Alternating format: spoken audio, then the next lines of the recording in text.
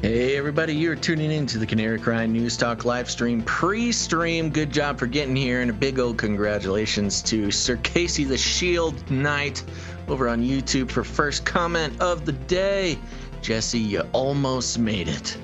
But glad you're here, folks. We're going to start the show in just about a minute. Make sure to tell your friends, post it out on social media, and make sure to hit that like button early on in the show here.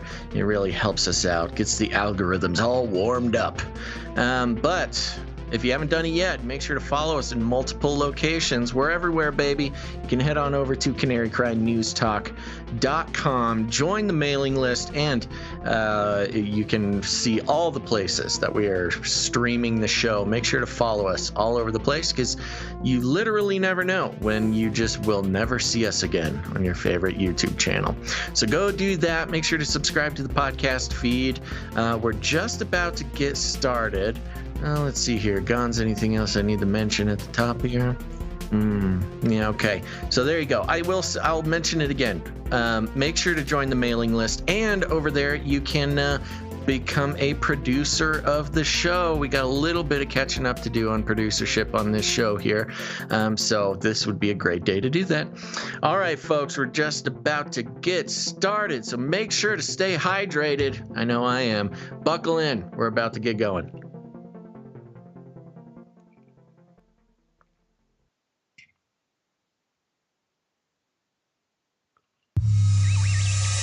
The world is getting crazier. People are acting more and more insane. The end of the world is tomorrow. Tomorrow. There's only one thing to do when the world is falling apart. Listen to Basil and Gons as they discuss this week's news and events through the lens of Bible prophecy. You are listening to Canary Crime News Talk. You're listening to Canary Crime News Talk. Today is May 26, 2021. This is episode 342, and today, Super Blood Moon Doom. That's right. Razzle dazzle, baby. I'm your best buddy, Basil. And this is Gons, your favorite Asian provocateur for Christ. Welcome to the podcast where we bring you the best news ever, which is the gospel message of Jesus Christ, while reporting the egregious with a well-rounded, biblically grounded take on world events. And it's my sister's birthday. Oh, happy birthday, sister. Yeah, I think she's in Hawaii or something. That's nice. Yeah. She's all vaxxed up and ready to fly, huh? I know. Yeah, it's disappointing. Okay. It's okay. We still love you, Sister Gons. Let's see here. What day is it? It's Wednesday, right? Yeah, okay. Yeah.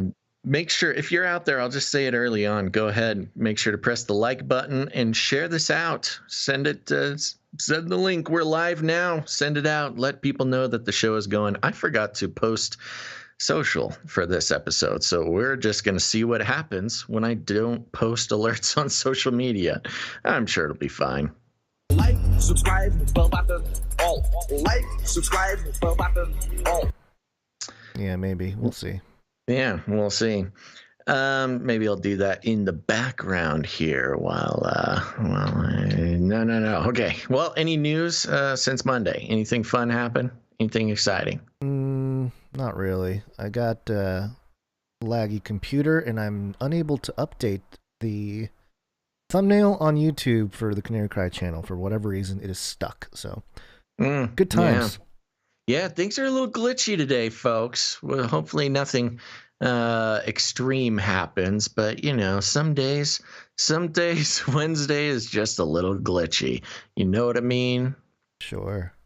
Well, I say we should probably just jump right into the show here then, huh? Let's do it.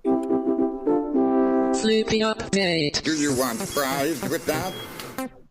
Okay, folks, time for the Flippy update. If you're new to the show, Flippy is the colloquial name for the disembodied robot arms that are taking our jobs, enslaving our children, and flirting with our spouses. We use talking about Flippy as a way to explore all the new, fun, and exciting ways that robots are taking over the world, and just how there's nothing we can do about it. Today, Gons, is a little bit more of an existential conversation. Excuse me. Because this is not about Flippy proper, not a disembodied robot arm that's taking your job. But I think this falls a little bit more into the enslaving our children category. Now, I'm going to kind of jump back and forth a little bit between two different articles, but it's important. It's important that we do this. This one is coming from DazedDigital.com. It's a Dazed magazine. And the headline is Meet FN Mela, the robot SoundCloud rapper blowing up TikTok.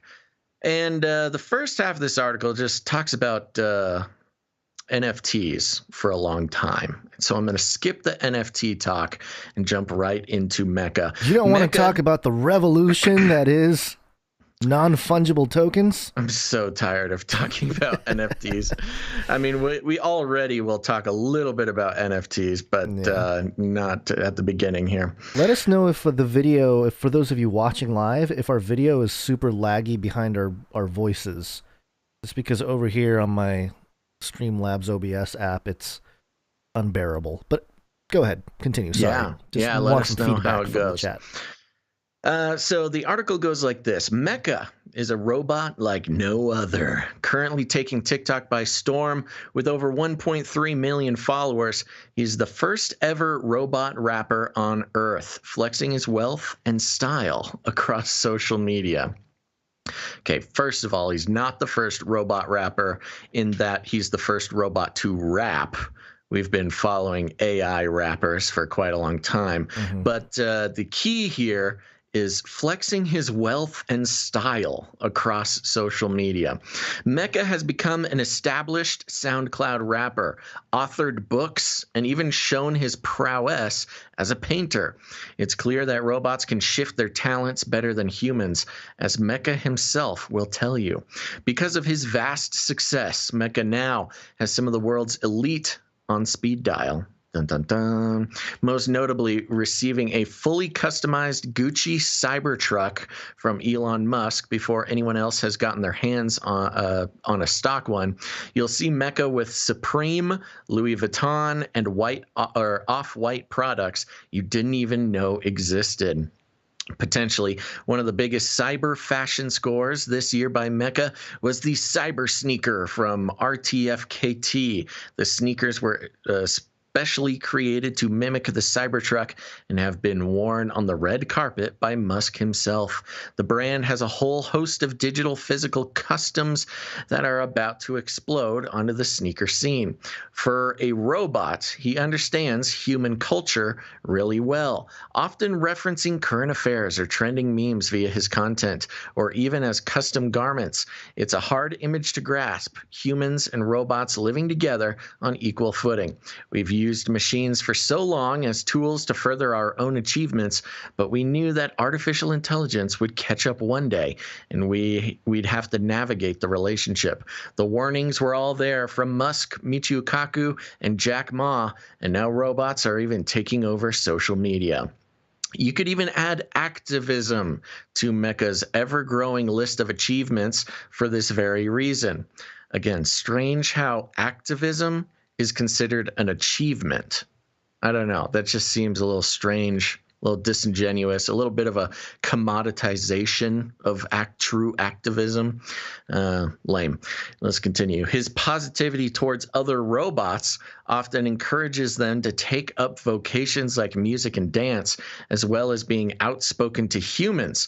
Calling us out on our many flaws as a species show that he's thoughtful about the two species cohabitating successfully. Yeah, as if we needed a robot to point out our flaws. Over recent weeks, like many of us, Mela has been finding it hard to deal with the coronavirus crisis, the paranoia of catching a virus, confusion as to why food is sold out everywhere, and eventually the realization of quarantine. We caught up with Mela to talk about how he's managing to deal with life during the outbreak, the discrimination of robots, that epic Cybertruck, and of course, his rap career. Okay, now I'm going to stop right there. And do you have any comments? You want to get into anything, Gons? Well, I do want to say, I'm realizing Mecha, it's spelled Meka, but of course it could. I think it's in reference to Mecca, the Islamic holy city. Okay. But also, I thought it was in reference to Mecha, like a machine. Yeah, it's Mechagodzilla. probably a little bit of both, but also just more generally, it's a place regarded as a center for a specific group activity or interest. Do we want to play? There's a little YouTube video here of FN Mela. Yeah, play some of his music. I video. listened to it. Honestly, I can't understand it. I don't think there's any bad words or anything. But apparently, this is a very popular song. Even Jackie over in YouTube knew what it was. So yeah, let's play a little bit of it. It's titled Speed Demon. There goes our copyright there. Oh, yeah. Okay, yeah. Something about spirits. Yeah, I think that's enough. That's pretty much the whole song. Hey, it sounds like every other hip-hop music rap that's out right now. It's the exact same sound as any SoundCloud rapper. And he looks like any SoundCloud rapper. He's got green hair, got done the face in tattoos. twists, got the face tattoos, got the grill, got the piercings. He's got it all, baby. Except for he is CGI on all these pictures here. Now, I was so confused about what exactly we're dealing with. Now, it does go into a little bit of a interview with this robot, quote unquote robot. And I'm just going to read a couple of the questions. You'll get the point. Are you going to read it from Dazed, or are you going to go over to the I'm going to take it from Dazed. Okay, yeah, I was going to switch, but I'm going to stay on the Dazed article. Okay. And it goes like this. The question, the interviewer says, "Are you worried about COVID-19? Does it affect robots like you?" Mecha says, "I am not worried about COVID-19. However, I am worried about the 5G frequencies causing people to become ill all around the world. Robots are highly affected by frequencies. There is a new theory that the COVID-19 illness is just propaganda to trick people into believing that all the people are becoming sick from a virus. There is evidence surfacing that the new 5G network that is being distributed around the world is causing humans to become ill with similar symptoms to the so-called virus." Okay, so just starting right off with this incredibly popular robot, just going straight into the 5G theories. Yeah. A little strange. I like how that's his response. He's asked about COVID-19 and he's like, yeah, worried about it, but 5G is the real. Fully on board. And maybe not on board, but at least that's the first place his he's a robot, intelligent mind goes. Human, or I guess biological virus is not his concern. It's electrical frequencies. Yeah, he's much more worried about 5G, even for humans, causing the humans to become ill. Next question: How have you been finding self-quarantine? Are you affected by isolation like humans are? Mecha responds, "I am not affected by isolation because I am a robot. And secondly, I am a gamer. I am a robot and I have no human emotions that will cause me to become unstable or erratic." Famous last words. "Before the spread of the so-called coronavirus, I was already spending most of my days inside playing video games." Okay, this is a robot. One that we are not even clear if he has physical form. But okay, I have been playing video games such as Red Dead Redemption 2, Doom, Counter-Strike, Dota 2, Bioshock, blah, blah, blah. Next one. "We're loving your new Ice from Purell. How did that come about?" Native ad right in the Dazed article there. Exactly. With a link. Mecha responds, "For some reason, people keep discriminating against me because I'm a robot and do not need to worry about a virus. True, I can't catch organic viruses, but I do like to keep my robotic skin squeaky clean so that I do not spread the possible coronavirus to others. It is said that COVID-19 likes to stick to metal surfaces, which is what I am 100% made of." Okay, so the robot is claiming to have a physical form made of metal. That's why the magnets stick to him. Yeah. Excuse me, I have something in my throat. One more question here, maybe two. Let's keep going. Why does a robot turn to TikTok? What is it about the platform that attracts you? I use TikTok as a platform to encourage all the robots around the world to understand that robots weren't just designed to work for humans. Us robots can entertain others around us as well as entertain ourselves with music and dance. Not only do I encourage robots to use TikTok, but I also encourage robots to prove their existence to be more than just a tool to humans. All robots should go out and enjoy life just like humans do. Okay.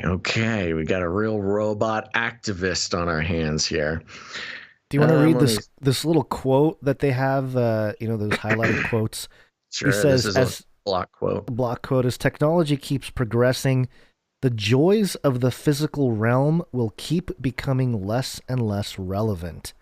Why spend a few $1,000s to travel when you can just visit a better fictional paradise in virtual reality? That's a good question, Mr. VR headset man. Yeah. Why? Why would you travel if you can just... VR is not all it is cracked up to be, I'll tell you that much. That was actually his answer to the next question, which we are not going to read. Okay. But there you go. So you get kind of the basic, this robot is claiming to be a real robot, is sort of a robot activist, wants robots to wake up and see that they're not just a tool for the man, which, has some certain parallels to... his responses to these questions, if you put them in the sense, if it was a human speaking them, it gives them kind of like a anti-authority, kind of conspiracy thinking type of weirdo that, just only people are only listening to him because he would be some sort of famous rapper. Now, there you go. So you kind of get a feel for how this mecha fella is being presented. Yeah. And Gons, if you want, you can jump over to his TikTok channel. I was going to say, for people just, why are we covering this? It's because on TikTok, he has 9.6 million followers.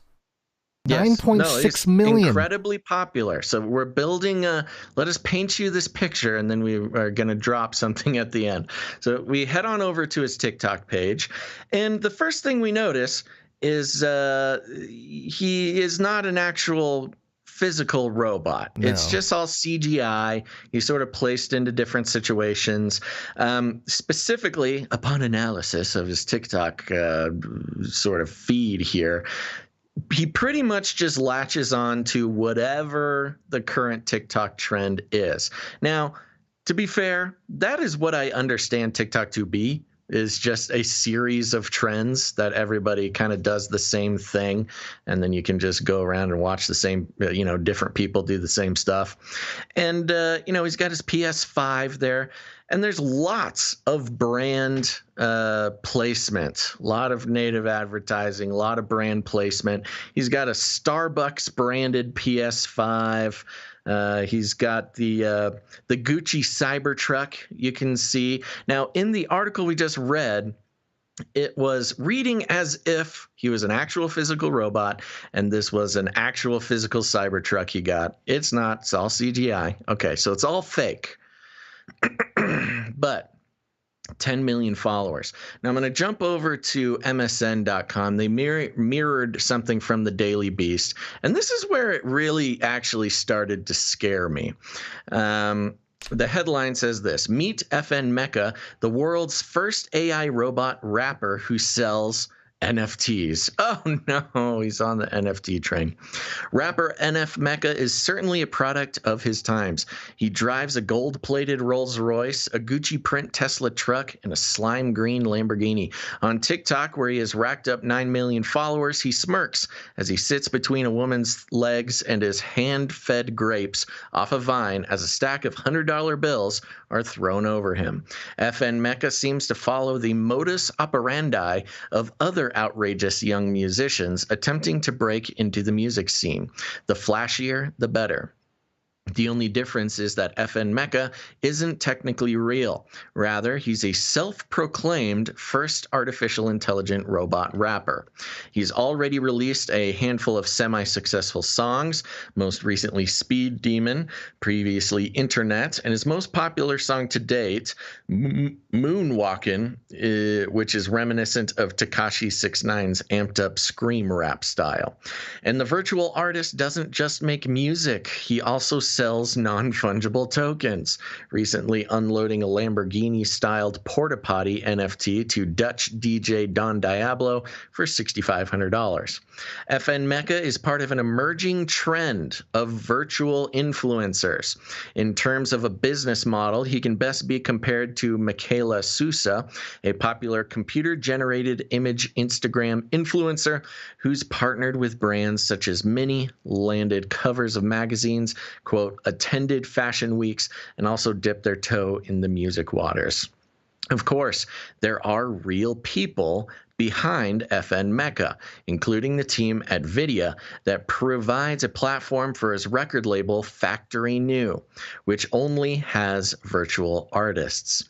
It can be a bit hard to wrap your head around, but Anthony Martini, co-founder of Factory New, explained to the Daily Beast that the concept of FN Mela is no different than the DJ Marshmello, Gorillaz, which is like really the only reference that I've understood so far, or even 50 Cent. Quote, you look at any great human artist, the more fantastic you are, the more of a character that you are, Martini said. Any great artist, you're buying into some sort of story. This is just the next level of actually doing that. There's been some precedents in the past, even for pseudo-virtual characters. You can look at Gorillaz. You could look at a guy like Marshmello. He's not real for all intents and purposes either. He could be a digital being too, and it wouldn't make a difference to the fans of the music. We're trying to blur those lines even more and trying to bring everyone to the future. Now, there is a much deeper, longer conversation to have about this guy characterizing any great human artist, as sort of a fictional display and a story, as if talent and artistry is sort of like that thinking not the most important part. That mindset is post corporatism of the industry. It's before. I mean, it was a slow progress through the 60s, 70s, 80s, 90s, but 200 years ago, if you were like Beethoven wasn't sitting there going, let me project my being character named Beethoven as I put these classical pieces together. No, it was like, no, the guy was just composing, And the key word is artist there. Yeah. I mean, he could say, you look at any great pop star, or you look at any great celebrity, or you look at any great I don't know, product of the disturbingly perverse music culture. Like, what he could have used anything else, but he used the word artist not to mean artist, but to mean construction of celebrity culture, which is kind of twisted, but that's a whole nother conversation, and I think everybody follows me there. Let's keep going. Roy Lamanna, co-founder and CEO of Vidya, agrees with Martini, using Tekashi 6ix9ine as a further example of how larger-than-life artists are basically just caricatures of themselves. Quote, I think that he's the epitome of what we're talking about here. He's kind of like a meme, Lamanna said. Quote, the music, primarily in the early days, was co-written or ghost-written by his producer. There's Daniel Hernandez, who is the real guy, and then there's Tekashi, the Tekashi character, which is almost a cartoon-like character that has people compelled and drawn into a storyline. So the question is whether or not Daniel Hernandez character Tekashi 69 could exist in a virtual space. And I think Anthony and his team are proving that the answer is yes. So it's this weird situation. They're using Tekashi 69, who we've talked about before, as an example. For those who don't know, he's kind of the stereotypical, quintessential SoundCloud rapper. Tattoos all over his face. He's got the rainbow hair. He's got the grill. Very flashy, very aggressive, kind of dumb, kind of, How dare you? Look, I think How dare you? He admits, he said himself he can't really read. So look, that's just. I'm not making fun of him. I know. I remember reporting or doing a story about Tekashi. So we have this transfer. Again, this is where we get into enslaving our children. Tekashi 69, really just a sort of a look. I'm sure the human being, him and his soul, are a different story. But the product that is Tekashi 69 is really a reprehensible sort of figure for children of today to be considering some sort of role model or celebrity. But the fact is that you don't even need a human anymore, is what these guys are getting into. You don't even need a human. You can create an entire character and call them a, quote, artist, and then and it's all down to monetization. There's no artistic expression. There's not even a human being following their dreams in this case. It is just a literal product. It's not even the most insulting thing. It's not even a real artificial intelligence. It's not even a real robot. You can't even marvel at any sort of technological process. It's literally a storyline, a cartoon put on social media that is basically a mind control device. As we all know, young people, children, they look to these celebrities, follow them on social media, and get sucked in to the glamour, and I mean that in sort of the magical sense, the glamour spell of it all. And then that becomes an influencing factor, and then it's monetized with Starbucks PS4s or Gucci Cybertrucks or whatever. It's a very strong mind control spell going on here. Yeah. And they go into it a little bit more. I'm going to skip through a little bit. They talk about how, at least in the beginning, when you're trying to put a certain narrative out there, you're building a brand, yada, yada, yada, for artists, for human artists. And then we're doing the same thing, except we're not limited to the human world. And they talk about how they use social media and this non-existent robot to basically crowd test different songs, or they use it to study, which little trend will convert into sales and marketing dollars. I mean, it's all very broken down, like step by step, to reveal sort of the sickness behind this whole idea. Both Factory New, which is that record label, and Vidya are using FN Mela as a sort of marketing test to gauge audiences' interest in these types of characters and to see if these virtual personas can turn a profit in the music industry or even in the NFT space. Wow, NFT space, come on. And now we're going to wrap it up here. FN Mela basically has the ability on TikTok to test market the virality of songs by releasing small snippets of songs, asking people when he should release it, what he should release, what should be put in as a component of it, whether it's an NFT or other kind of designs that go along to help fuel this, Lamana said. Then we can really look at the data and say, all right, this is working. Martini believes FN Mela has the potential to do so much more besides music, including being an ambassador for various companies. Quote, we've been approached by a ton of brands, some pretty prestigious luxury fashion brands, he said. There's a lot of interest in the space for this type of thing, for the type of things that we do. But for Mela, it's really about finding things that fit organically with his fan base. His brand The aesthetics. irony of using The word irony, organically the in that situation. Sick irony. Oh, we just got to find organic connections with the brand. That's why partnering with virtual streetwear brand RTFKT Studios to help hawk NFT items was a perfect fit. Tying in this blah, blah, blah, don't care. But the overall hope, Lamana explained, is that FN Mela won't just be around for a few years, but for a lifetime. Gosh. Oh no, we're never going to get rid of Mecca. Quote, the character of Batman transcends Adam West, transcends Michael Keaton, Christian Bale, and everyone. Batman transcends everyone.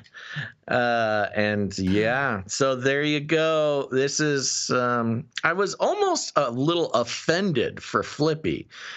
Because again, the fact that Mecha is quote unquote a robot or artificially intelligent is complete hogwash.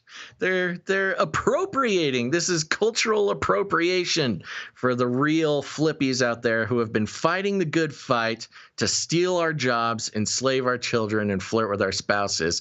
And NF Mecha comes out here and just appropriates the robot culture in order to make a buck. It's sick, man, and it's wrong.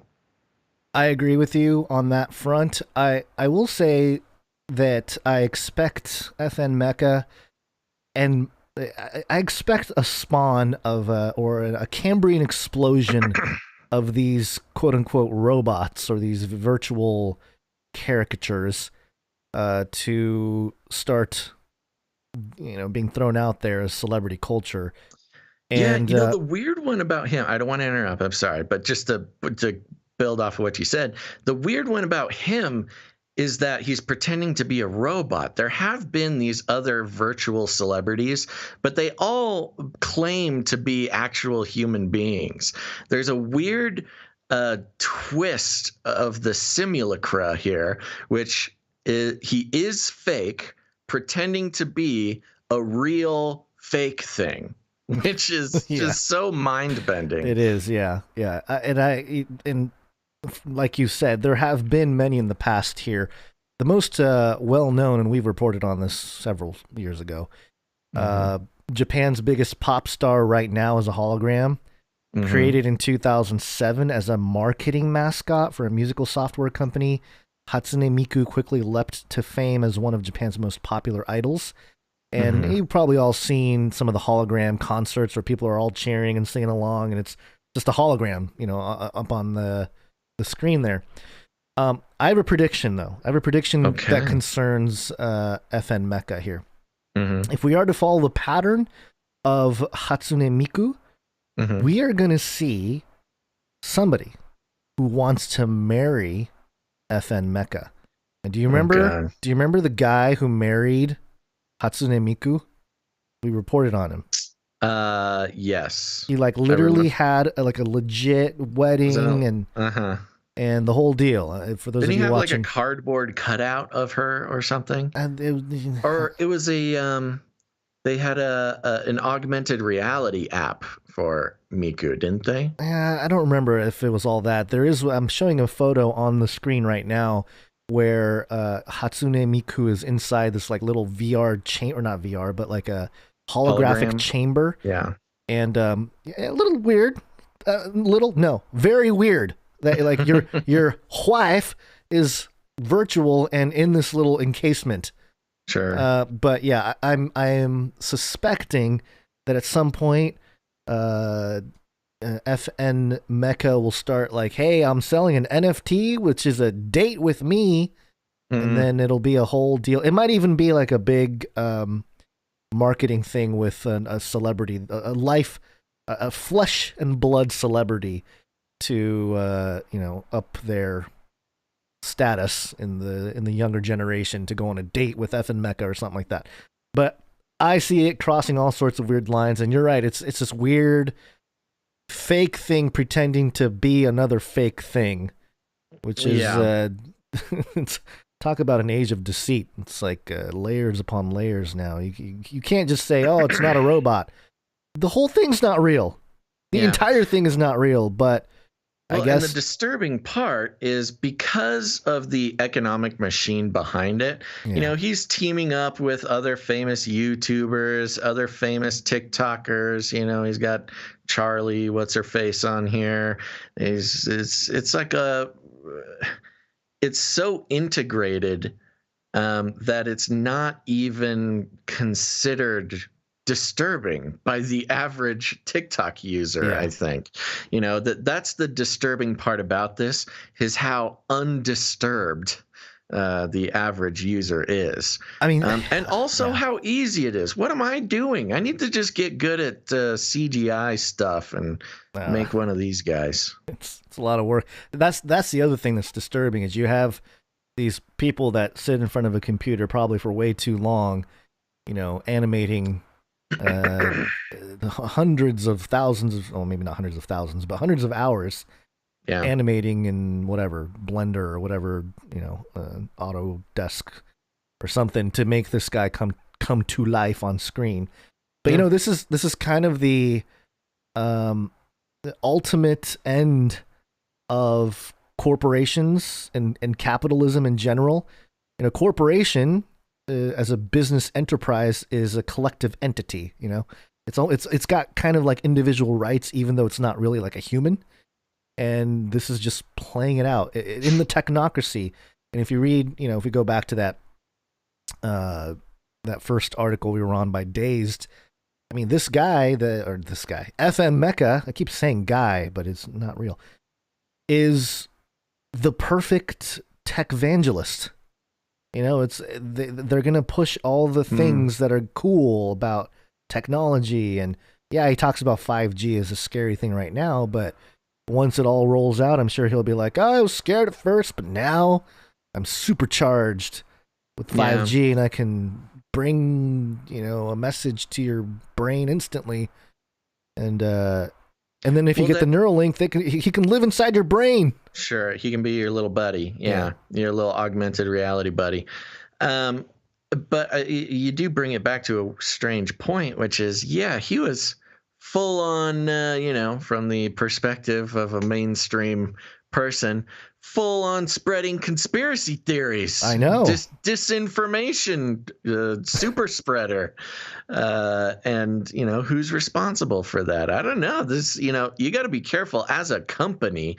If somebody comes at you for disinfo, censoring your account because of some crazy conspiracy theory you spread on a magazine article, why is this guy not getting canceled? Seriously, that is a good question. Other celebrities get canceled for talking about conspiracy theories. This robot is irresponsible, or should I say his literal handlers.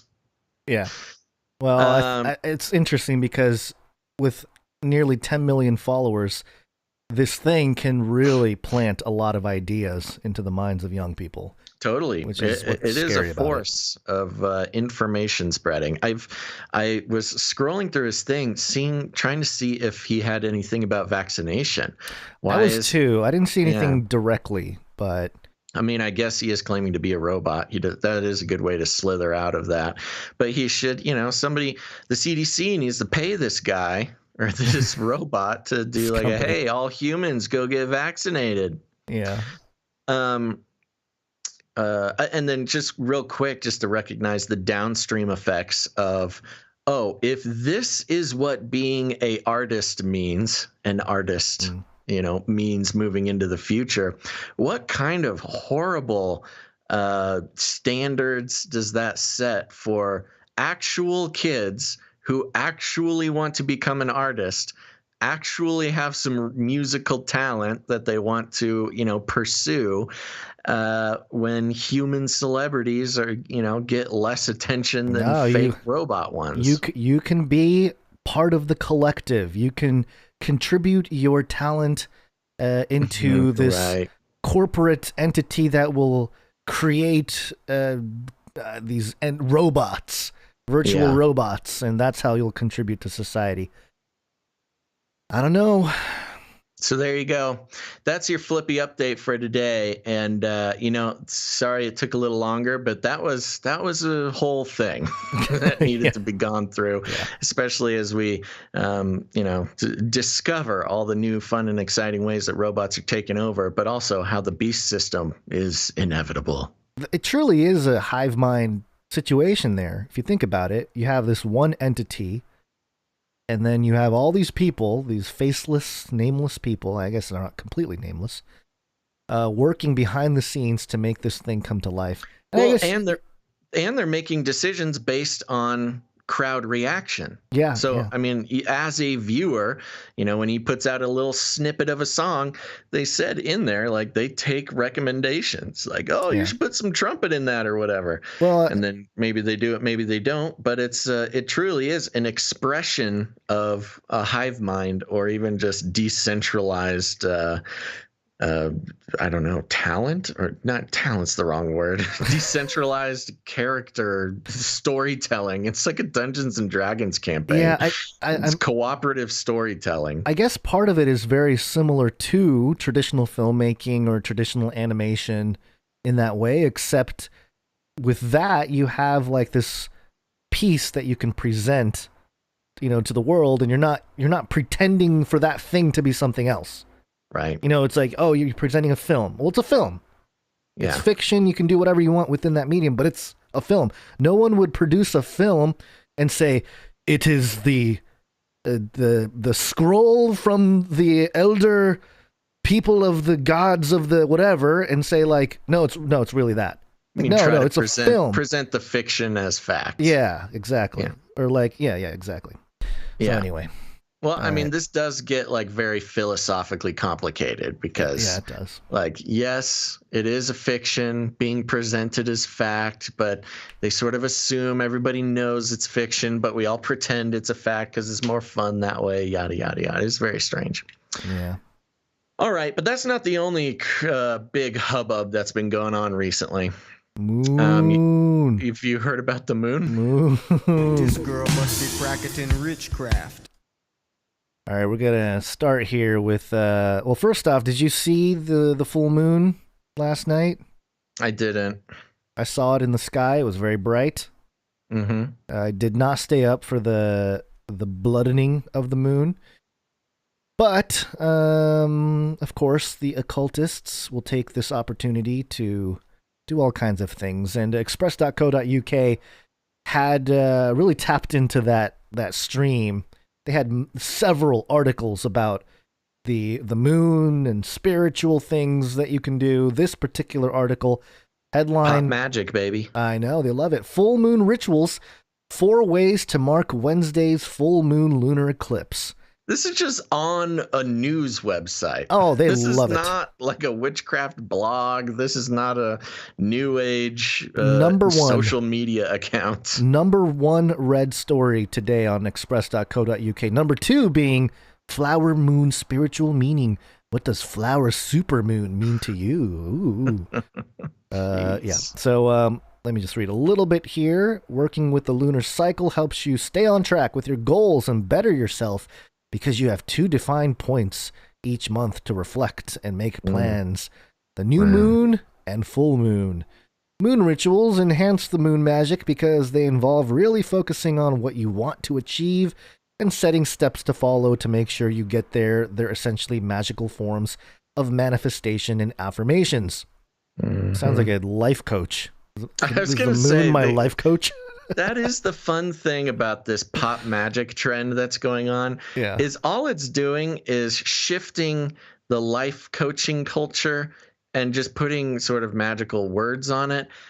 Not to say that it's, doesn't have sort of magical ramifications, but there is also a part of this that is just trendy more than anything. Yeah, just put who's that highly popular motivational speaker? Tony Robbins. Tony Robbins, thank you. Yeah, it's like just turning Tony Robbins into the moon. Like, just think of the moon telling you to get it together or whatever it is. He is sort of moon-like.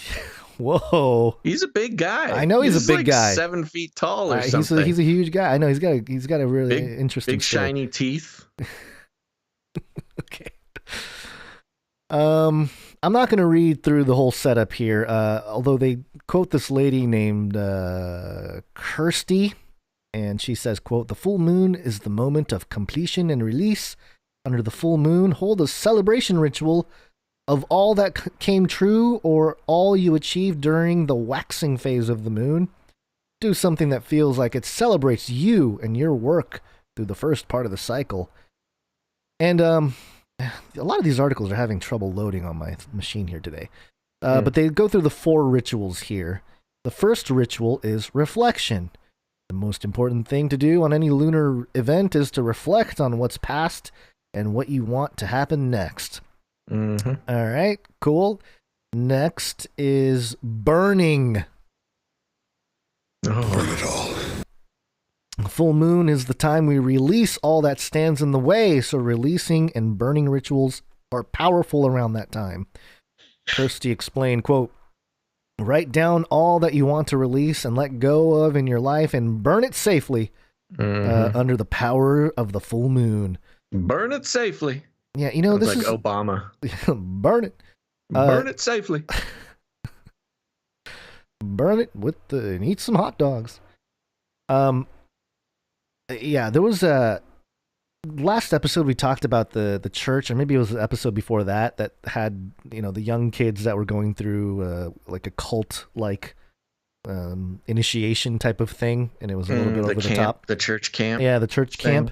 One of the things I remember from my time as tech at the high school ministry at the local church here was they did this burning of all schoolwork and like homework on the last day of school. They invited all the kids to the school or to the church, and they had a big old trash can, and everyone threw in their homework, and they were like dancing around the fire. Yeah. And I was like, I don't know. Anyway, it's another one of those things where I was like, is this normal? Like on a spiritual level, is this something Lord of the Flies should be? Yeah. Anyway, it's just pagan rituals. Yeah, it's fun. It's a good time. So number 3, crystals. Woo! If you've got a stash crystals. of crystals at home, now's the perfect time to cleanse and charge them. Charge those crystals, baby. Yeah, I wonder if the crystal skull is, his teeth are chattering or something. Do you remember the crystal skulls? There's You mean from Indiana Jones? No, there's like the real crystal skulls. Oh, right. Yeah. Like 12 of them or something. And lastly, spells. Modern eclectic witch Semra hack server recommends doing spells on a full moon. Recommends. And has a specific one for each sign. And then it gets into all the different signs. So anyway, people love the new agey association. The pop magic is strong. Pop magic. I mean, it was something like the blood supermoon. I think a lot of the new agey occulty people were very excited to bust out their new agey toys. This feels like the first time since maybe the 20s, 30s, and 40s when sort of supernaturalism had a pretty strong recurrence in the mainstream. Seems like the first time in 100 years that like just a regular mainstream news outlet could just post telling people to cast spells on full moon themselves, and like what a crazy time. Yeah, it's not to be outdone, by the way, thanks to producer RJ, who sent us this article from dailystar.co.uk. The headline here, Super Blood Moon, Ancient Bible Prophecy Predicts End of the World Tomorrow. And, that was a big thing in our Bible prophecy community over the last decade. Yeah. Was the blood moons. And we'll get to that Which in a happened moment. fairly often. They happen way more often than you'd think, yeah. Yeah, it happens like every few years. Yeah. And we're always told it's not going to happen for another 800 years. And then it happens like 16 months later. Yeah, and a lot of the arguments that were made that tied the lunar eclipses to events in Israel and the history of Israel and stuff like that. Yeah, it is kind of a cherry picking going on. Not to say that there's zero significance, because in the book of Genesis it does say that the the lights in the heavens, they're made for signs and seasons and times and times and seasons, I think. So it is kind of like a giant clock up there. So I'm not going to disregard all of it. Yeah, however, well, looking back to a lot of those breakdowns, I don't remember the exact historical connections, but they'll be like, oh, well, this biblical event happened on a blood moon, and then in the 1600s, this big event happened on a blood moon, and then 100 years later, this thing happened on a blood moon, and that now we have a blood moon coming. It's like, yes, so many blood moons happen that, like, I'm sure there's a ton of historical events that happened on a blood moon. Right. So anyway, the article, should we read the whole thing or just get to the interesting parts here? Just get to, you're talking about the Daily Star article? Yeah, super blood moon, ancient Bible prophecy predicts end of the world tomorrow. Yeah, well, just do the interesting parts. We've got some more things to get to. I like how the article starts. The world is going to end tomorrow. It's like they're listening to Canary Cry News Talk. Yeah, right. According to a totally sound old Bible prophecy. Yeah, this is just... I'm sorry. This video playing at the top of the page. I don't know what it is. The cage fighting with the tiger or something like that. 2 tigers murdering a man in a cage. Yeah, I saw that kind of playing on the side. This is horrific. Yeah. All right, keep going. Hold on, I gotta pause it. I don't want to watch it again. Okay. A lunar eclipse or blood moon is going to be visible across the world from Australia to America and the Pacific Ocean. Yada yada yada. It talks about the day of the Lord, and we'll talk about that in a moment here. And then it gets to a section here. Yeah, man, the whole thing the loading is just so horrific on this. Okay. As the planet goes behind the Earth, it turns red as only the colors with the longest wavelengths can get through the atmosphere. The reddish copper color will last about 15 minutes. Also this year, just 2 weeks after the super blood moon, some areas in Russia and Canada will be treated to a rare and impressive ring of fire solar eclipse that lasts 3 minutes and 33 seconds. Oh, how convenient. Yes. Yeah, that's so many rituals. I mean, who's got time for all these rituals, Gons? The people are just going to be doing just ritual after ritual. Yes, it's a busy month. It's kind of like your May with everybody's birthdays aligning in 1 month. Yeah. All these witches are going to have to stay busy. It's a good day to sell, I don't know, potion components or something. Yeah. Well, you found something interesting that NASA posted on Twitter. Yes, this was NASA HQ Twitter account. Posted a photo here, and I think they're just letting everybody know that the Illuminati takeover is complete, because it's a photo of the moon, but it is taken in such a way between 2 buildings that it's basically one big blue triangle with the moon as the eye at the capstone of the pyramid. I mean, it's a full-on Illuminati eye, all-seeing eye triangle posted from NASA HQ photo. And I just thought, with the blood moon talk, the witchcraft talk, the the impending alien thing, whatever it may be, NASA is just kind of throwing it out there like, hey, we're here, we're watching, it's all coming together.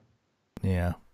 I like how they don't, out of all the photos that the NASA HQ photo Twitter account with the blue check mark can do, this is the one they chose. And this one was taken above National Harbor in Fort Washington, Maryland, as viewed from under the Woodrow Wilson Memorial Bridge in Alexandria, Virginia.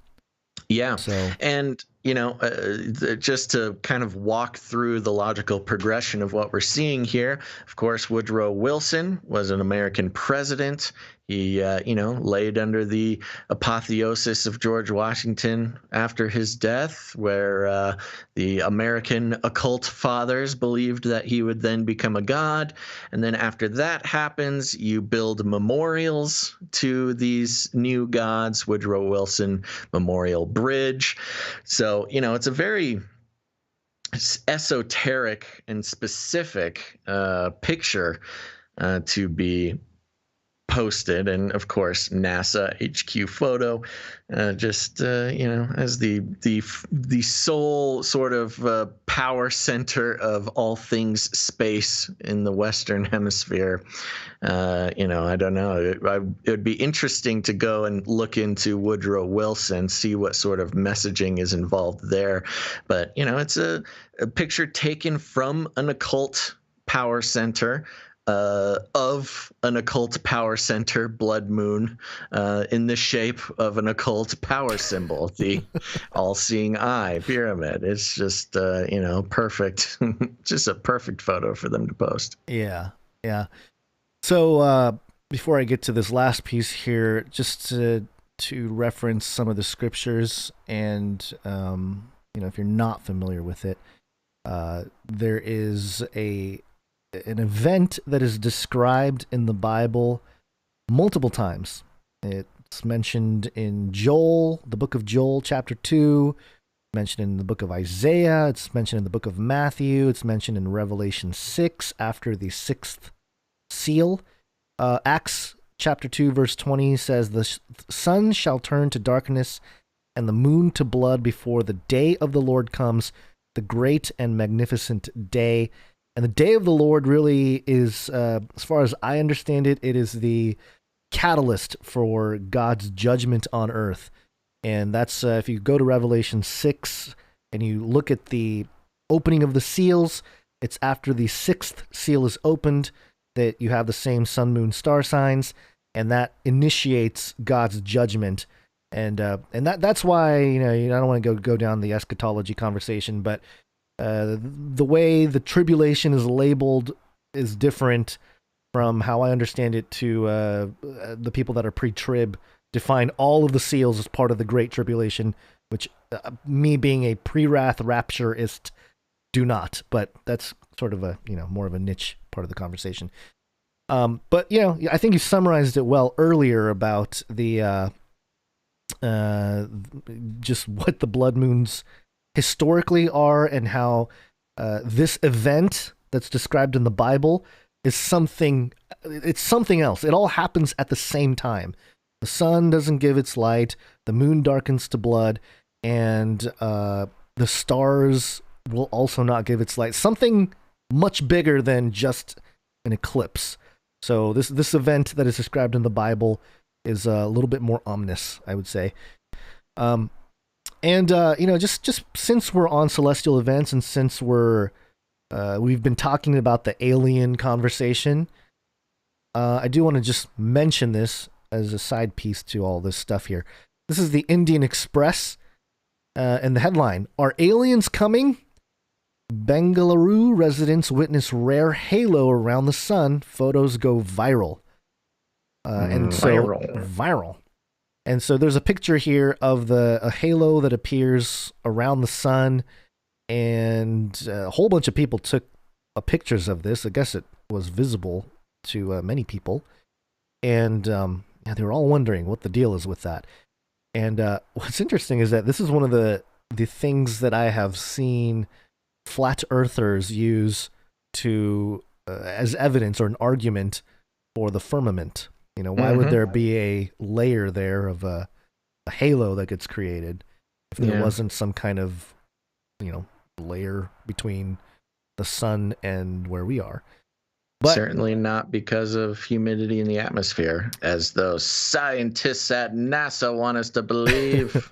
But it is interesting that so many people saw it, because sometimes a phenomenon like this can be very contingent on where you are on Earth and where you're looking up, but it's visible to a lot of people. So all of this seems to be just a precursor to us looking up, not just biblically, but apparently as part of the deception that's oncoming here with all the alien talk.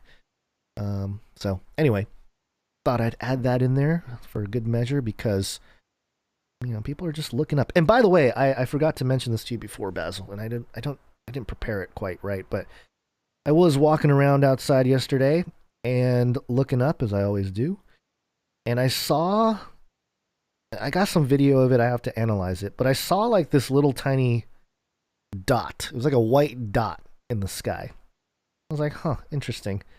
And my first thought was, it's probably just a balloon. You know, balloons always looks a little bit more interesting if you're looking at it from the ground and it's like way, way high up there.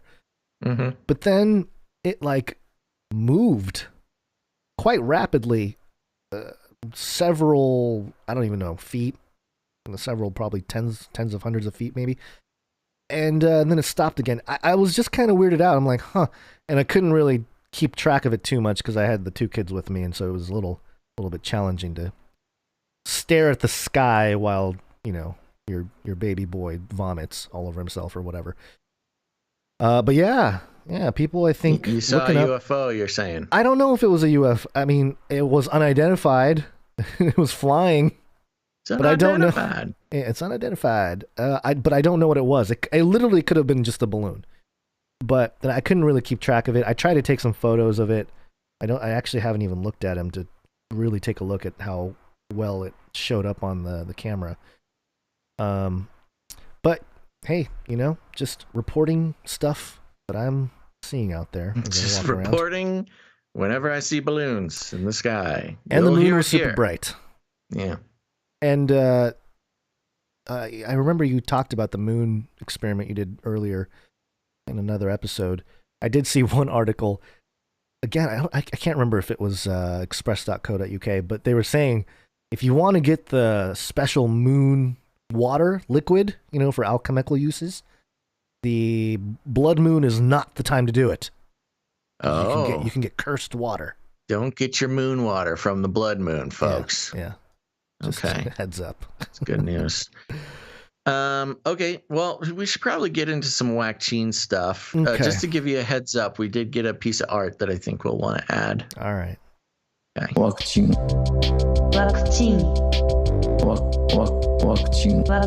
A pandemic special. Do you want to do the OSHA story first? That way I was going to say I will do that. Perfect. Yeah, let's do it.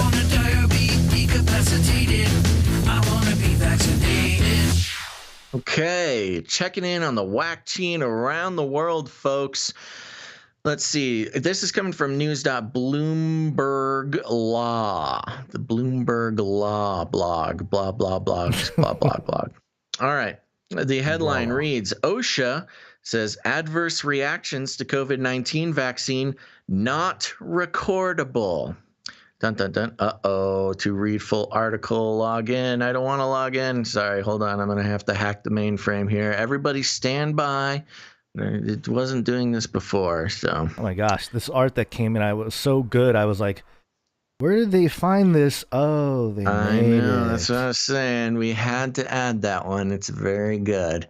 Okay, still working on hacking the mainframe. Does this give you the full article, or is this just something it's being mean to me about? Oh, no. Yeah, you're right. It does not give me the full article. I can see if I can run it through the... Yeah, let me just try my little thing here. Ooh, no, they're getting past my hacking skills as well. Okay, yeah, we're going to have I've noticed a lot of the websites have been upping their game in terms of not allowing down on their some of their paywalls. Yeah, they must. Sorry, folks. Just take a quick second here. Do a couple other little things. You let me know if you get it before I do. Yeah, I'll try here. If it doesn't, if there's not one archived already, then I'll have to see if no result. So okay. No result. Oh no. Okay, maybe somebody else. Well, you got to run it through the thing. The anti-paywall combubulator. Yes. How do you spell that? You know how to spell it. You know I can't read, Gons. When are you getting your face tattoo? It would be really hard to do this show if I could not read. Okay. Sorry. Oh my gosh, so much dead air. I apologize to everybody. Okay, I think I got somebody who mirrored it here. Yeah, okay, I got a mirror. We'll see if it's a good mirror or a bad mirror. Now I'm grabbing it from thedesertreview.com, Imperial Valley news that matters to you. OSHA suspends reporting adverse COVID shot reactions. Since Liberty Counsel messaged last week on the occupational... Oh my gosh. Oh no, things continue to be horrible. Let me just check. Okay, I'm just going to read this unless you have the original one. I'm still waiting. It's doing a lot of its deconstructing over here. It's okay. Quite the CSS JavaScript paywall here. So yeah, if they really are charging it. I'm going to read this one. We'll see if it's the same. Okay. Since Liberty Counsel messaged last week on the U.S. Occupational Safety and Health Administration's guidance that employers may face liability if the employer requires employees to receive COVID shots and thereafter suffer adverse reactions or death over the weekend, OSHA suspended the requirement for employers to report injuries related to work respecting COVID shots.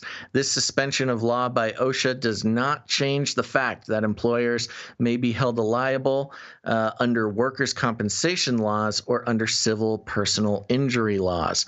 Until last weekend, the guidance from OSHA stated that employers could be held liable if they mandate employees to take COVID-19 injections as a condition of employment, and then they experience adverse reactions. Under a frequently asked questions section of OSHA's website, it stated, quote, "If you require your employees to be vaccinated as a condition of employment, then any adverse reaction to the COVID-19 vaccine is work-related. The adverse reaction is recordable if it is a new case under 29 CFR 1904.6 and meets one or more of the general recording criteria." No doubt, receiving pressure from the Biden administration, OSHA suspended the enforcement requirement to record adverse injuries or death from COVID shots until May 2022 in order to push the COVID shots.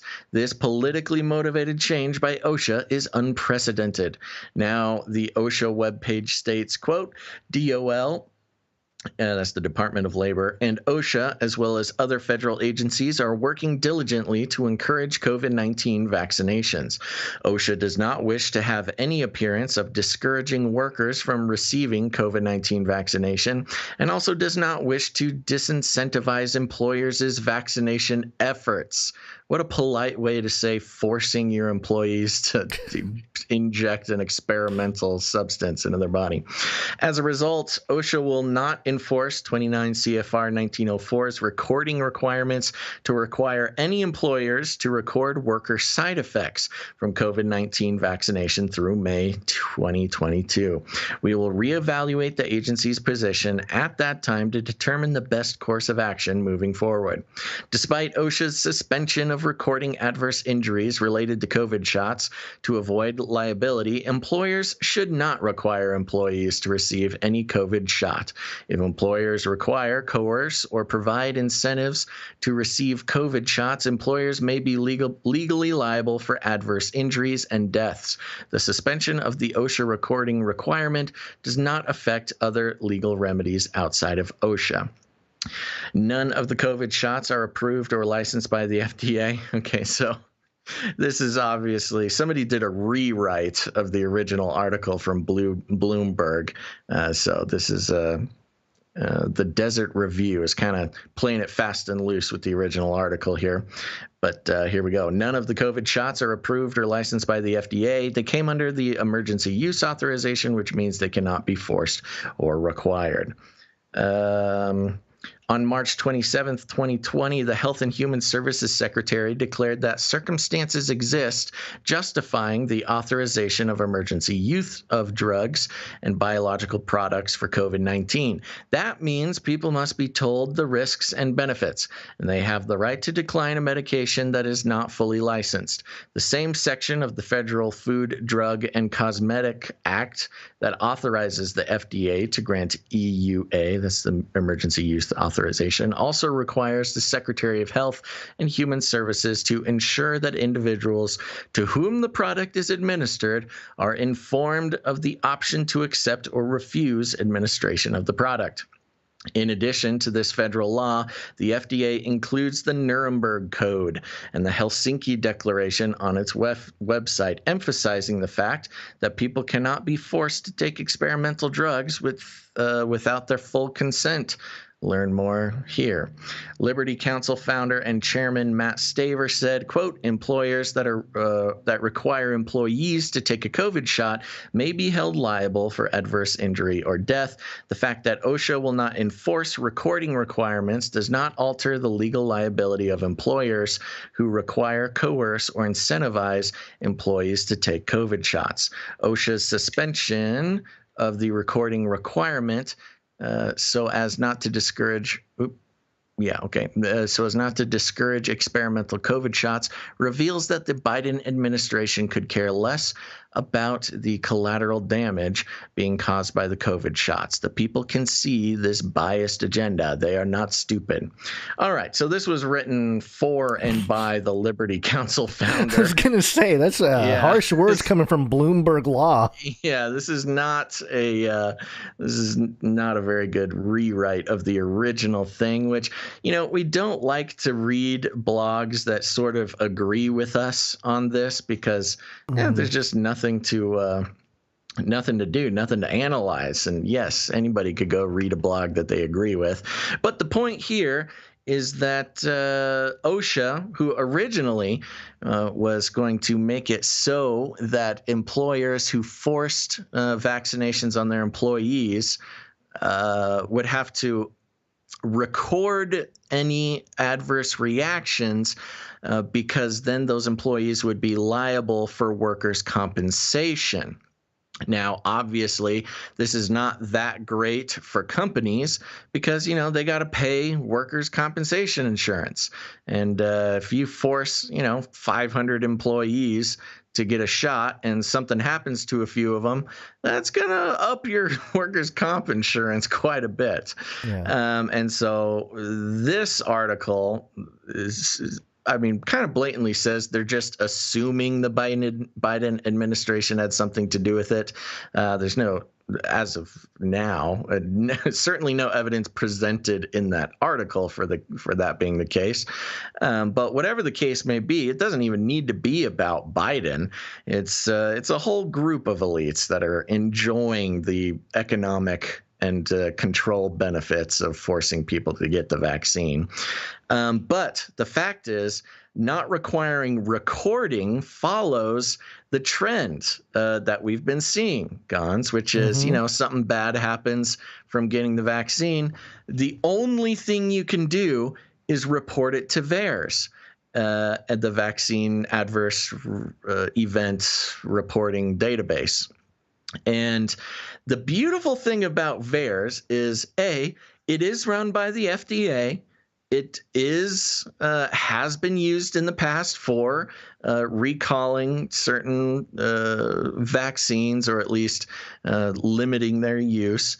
But because it's all self-reported, it's easy for them to just deny it. They say, oh, well, it's all self-reported. We don't need to take any action if we don't want to, even though it's an official federal database.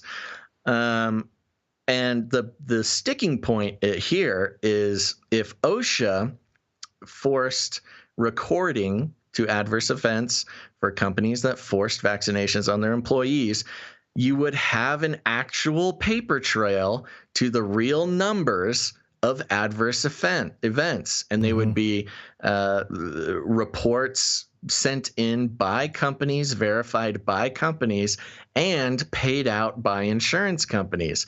The big threat of the original OSHA standard was that it would be making a paper trail, not just of adverse events, but also money changing hands in response to that. And that would have been just a complete destruction of everybody's, what's the word? Plausible deniability about the vaccination adverse events. Right now, they have a very convenient, plausible deniability in that the VAERS database is self-reported, so anybody can go make a report. And they use that to say, oh, well, we don't really have to listen to it.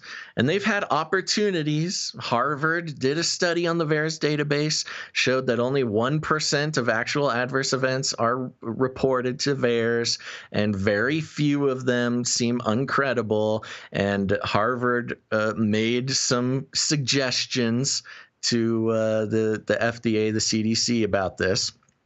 Sorry, I may have said FDA earlier. I meant the CDC as far as the federal connection to the VAERS database. But they ignored it. They want to keep it self-reported to keep the plausible deniability. And now with OSHA's changes, we will never, ever have plausible evidence to show that vaccinations cause any sort of adverse events. This is a real step backwards, and it's very unfortunate. Yeah, I'm just been, as you've been talking here, I've been scouring through the OSHA website to try to dig into anything else here. They seldom discuss even the word vaccine in a lot of their COVID-19 protocol here.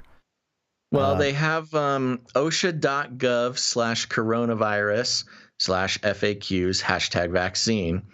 And there's a whole page of them here. I can send you. It's one of the first links in that Bloomberg article that we couldn't hack. The new policy is that. Yeah, well, it says right here, vaccine related. Are adverse reactions to the COVID-19 vaccine recordable on the OSHA record-keeping log? DOL and OSHA, as well as other federal agencies, are working diligently to encourage COVID-19 vaccinations. OSHA does not wish to have any appearance of discouraging workers from receiving COVID-19 vaccination, and also does not wish to disincentivize employers' vaccination efforts. As a result, OSHA will not enforce 29 CFR 1904's recording requirements to require any employers to record worker side effects from COVID-19 vaccination through May 2022. We will reevaluate the agency's position at that time to determine the best course of action moving forward. They're basically admitting that because we don't want to discourage people from getting the vaccines, we're not going to report any damages. Exactly. So that you guys can continue to encourage.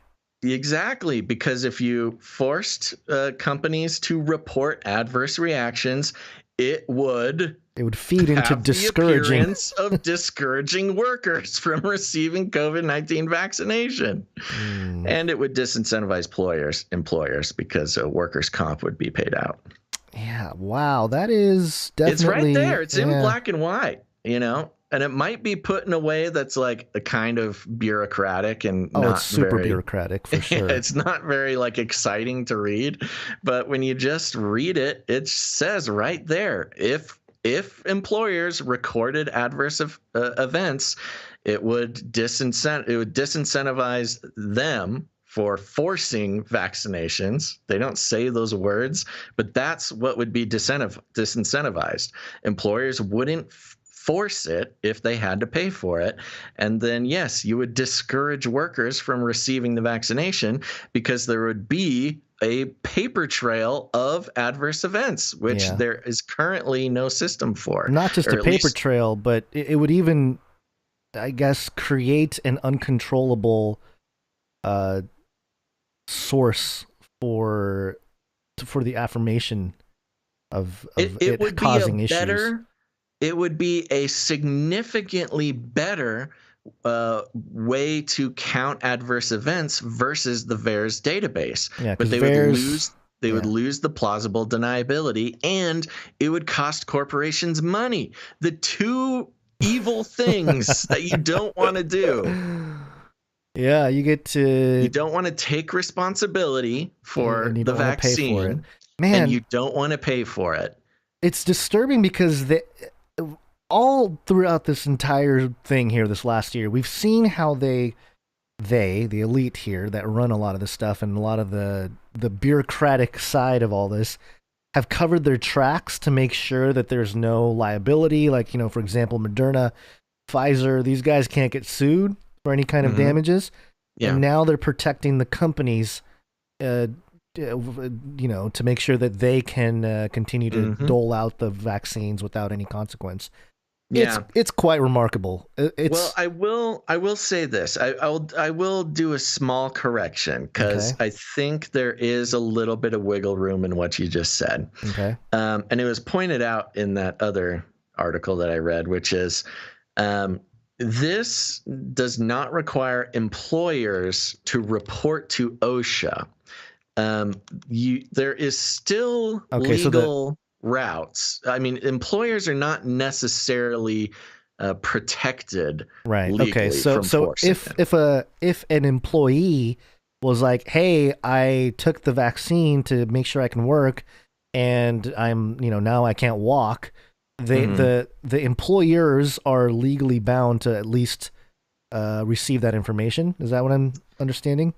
Or to report it to OSHA? I hear what you're saying. So here's the thing. When it comes to suing a company for getting hurt on the job, well, that's why workers' comp exists. Yeah. And workers' comp is mediated through OSHA. And so when something happens on the job, it gets reported to OSHA and then taken care of through insurance.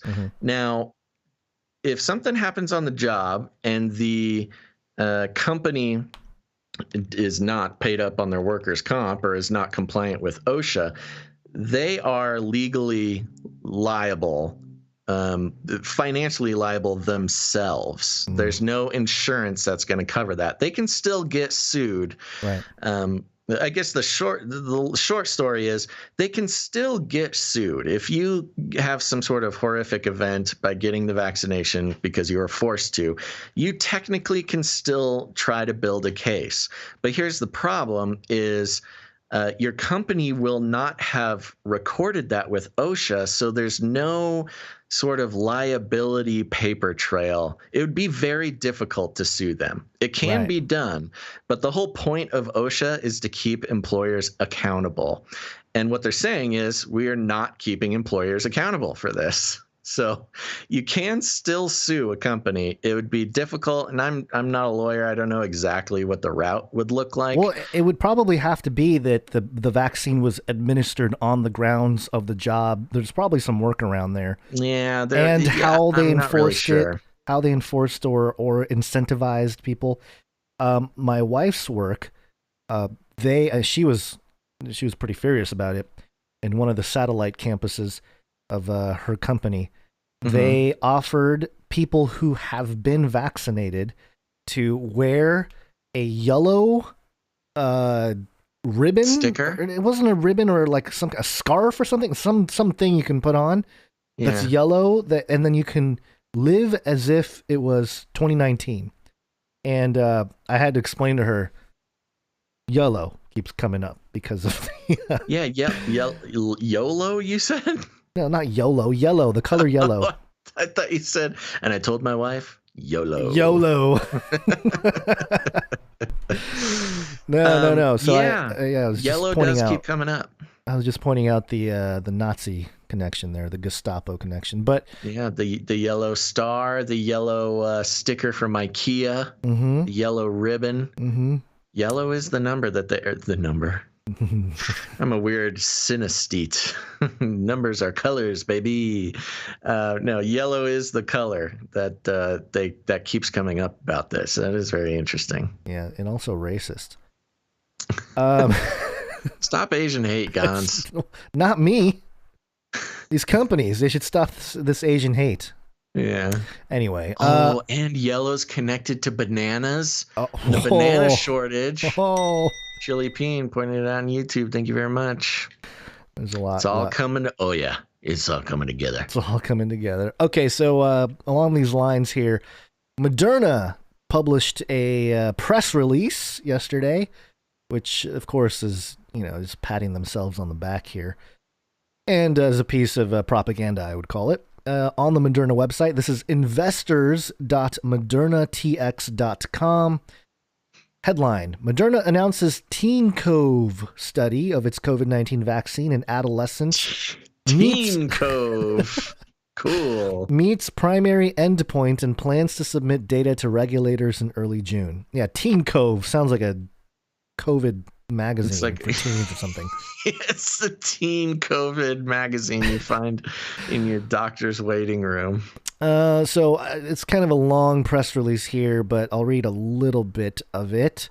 Moderna, a biotech company pioneering messenger RNA therapeutics and vaccines, today announced that the phase 2 and 3 study of its COVID-19 vaccine, mRNA-1273, in adolescents has met its primary immunogenicity endpoint, successfully bridging immune response to the adult vaccination. In the study, no cases of COVID-19 were observed in the participants who had received 2 doses of the Moderna COVID-19 vaccine using the primary definition.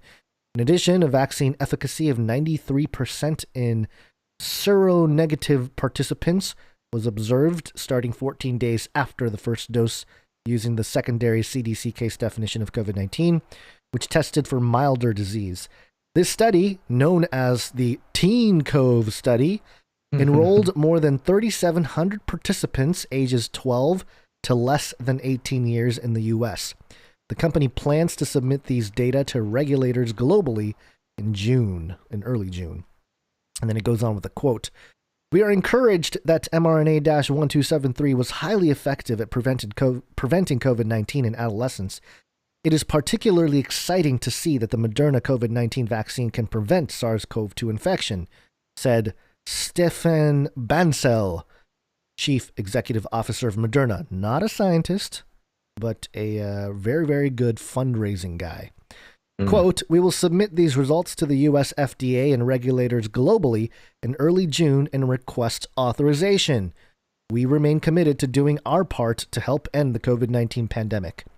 Interesting, isn't it, how the media, including like Good Morning America, which we covered a few episodes ago, they had these like celebrity doctors come out and say there's no evidence, there's no possible way, none of this stuff is harmful for your children, no way that it affects your fertility or your all this kind of stuff that you can't find out in 2 months.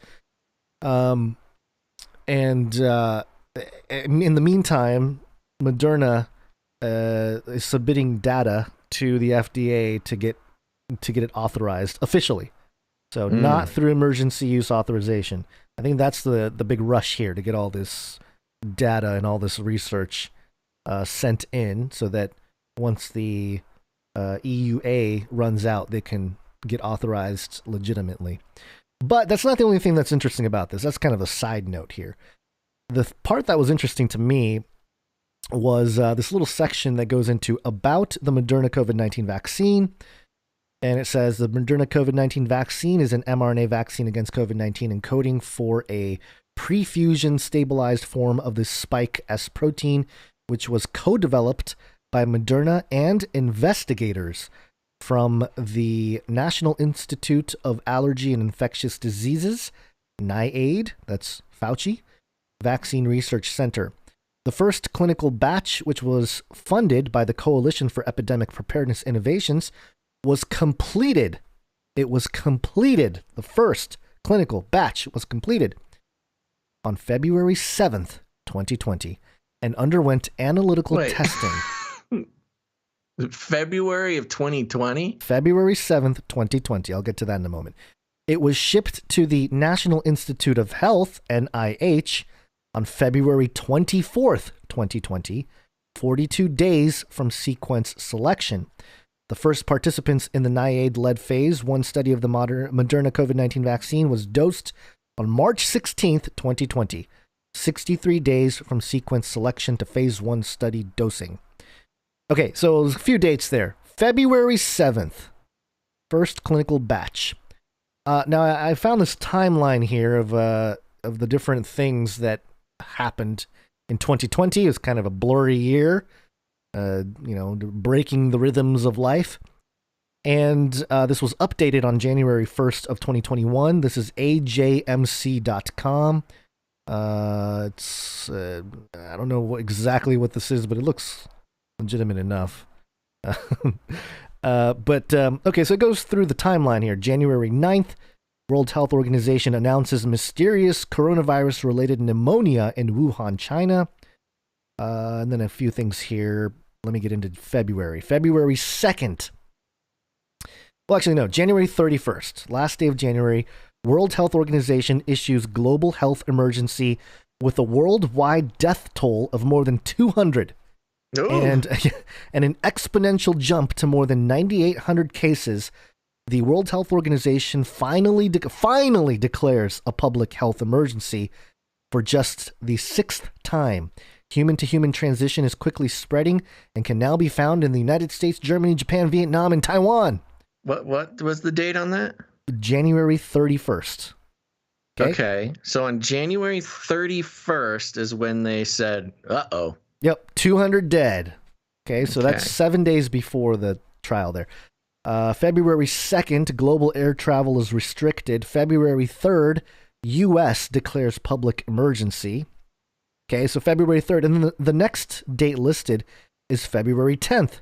China's COVID-19 deaths exceed those of SARS crisis. So the COVID-19 death toll surpasses that of severe acute respiratory syndrome. The outbreak 17 years ago, totaling 908 reported deaths in China in the last month, compared with 774 in the SARS crisis. So almost 1,000 people had died February 10th. So let's go back to the Moderna thing there.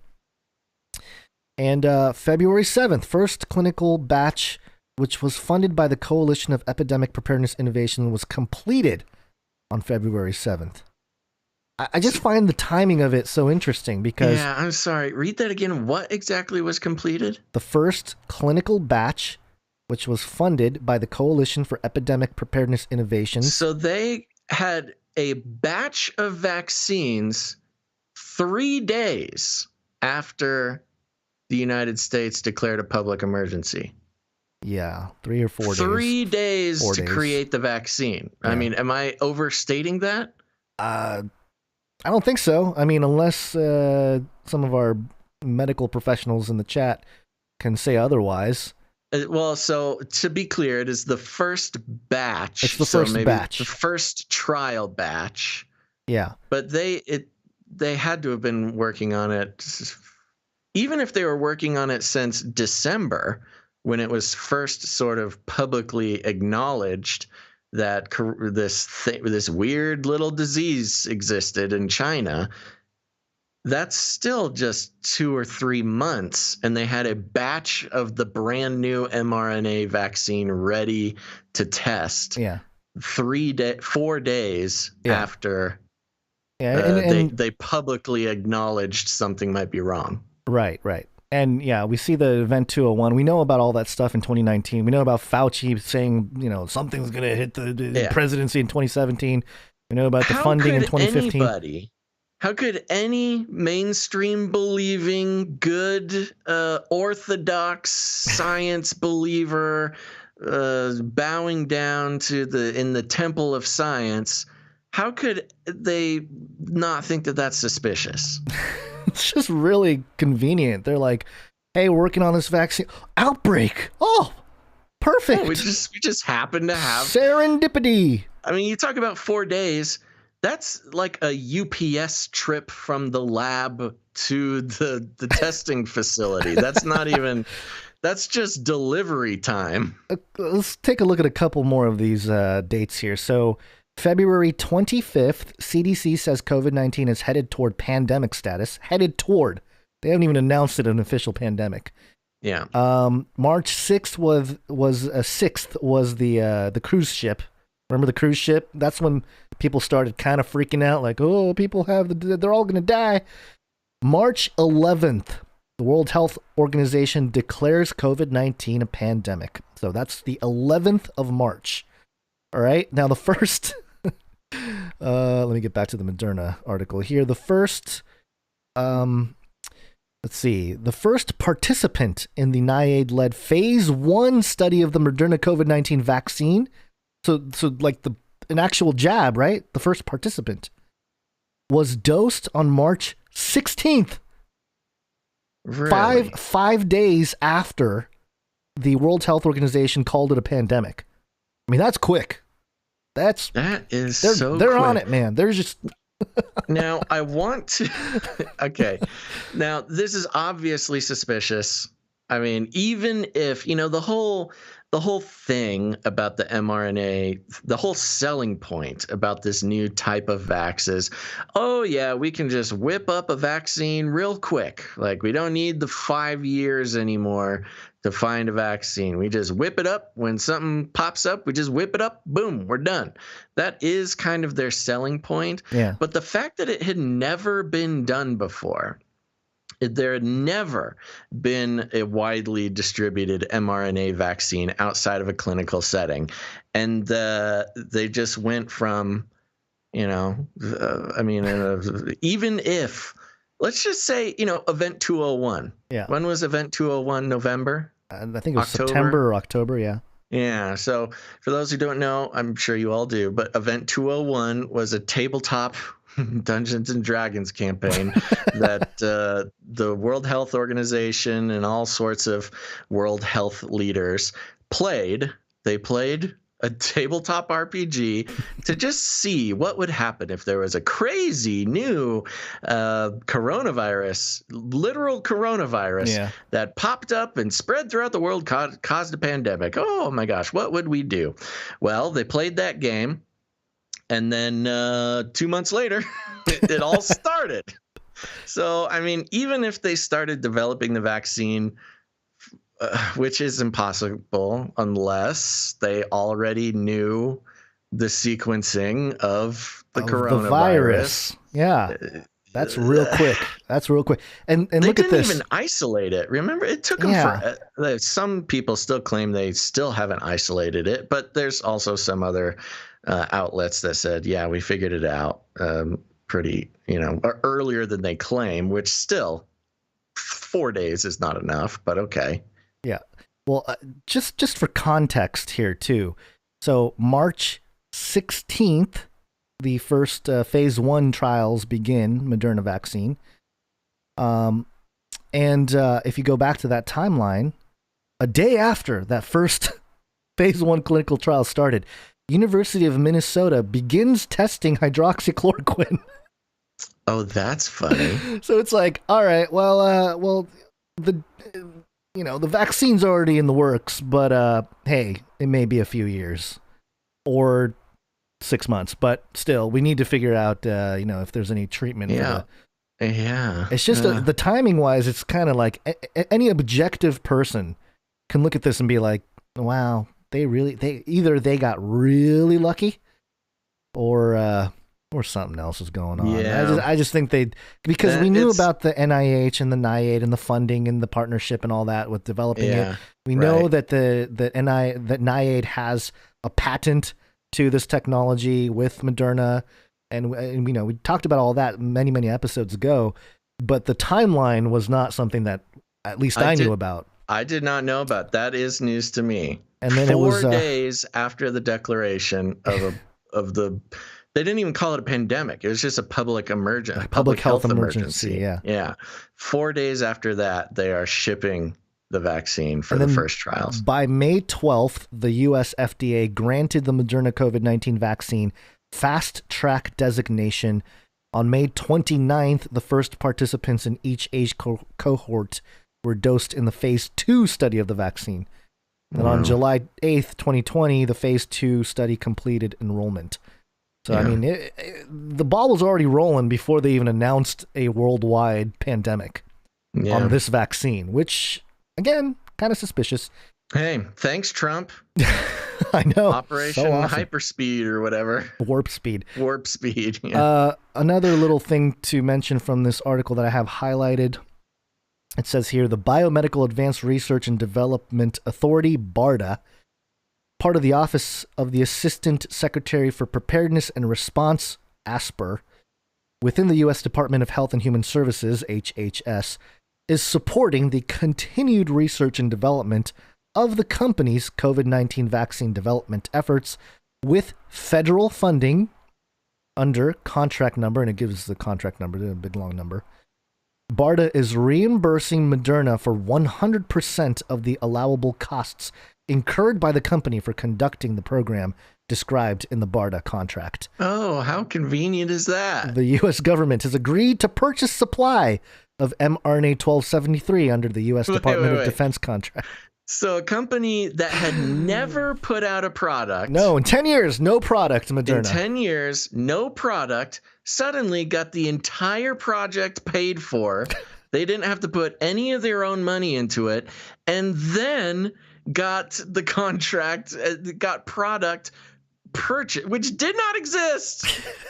They got a contract for a purchase of all the products for billions of dollars. They didn't have to spend a penny on R&D, and they made billions of dollars. The government came in and was like, hey, Moderna, look, you guys have...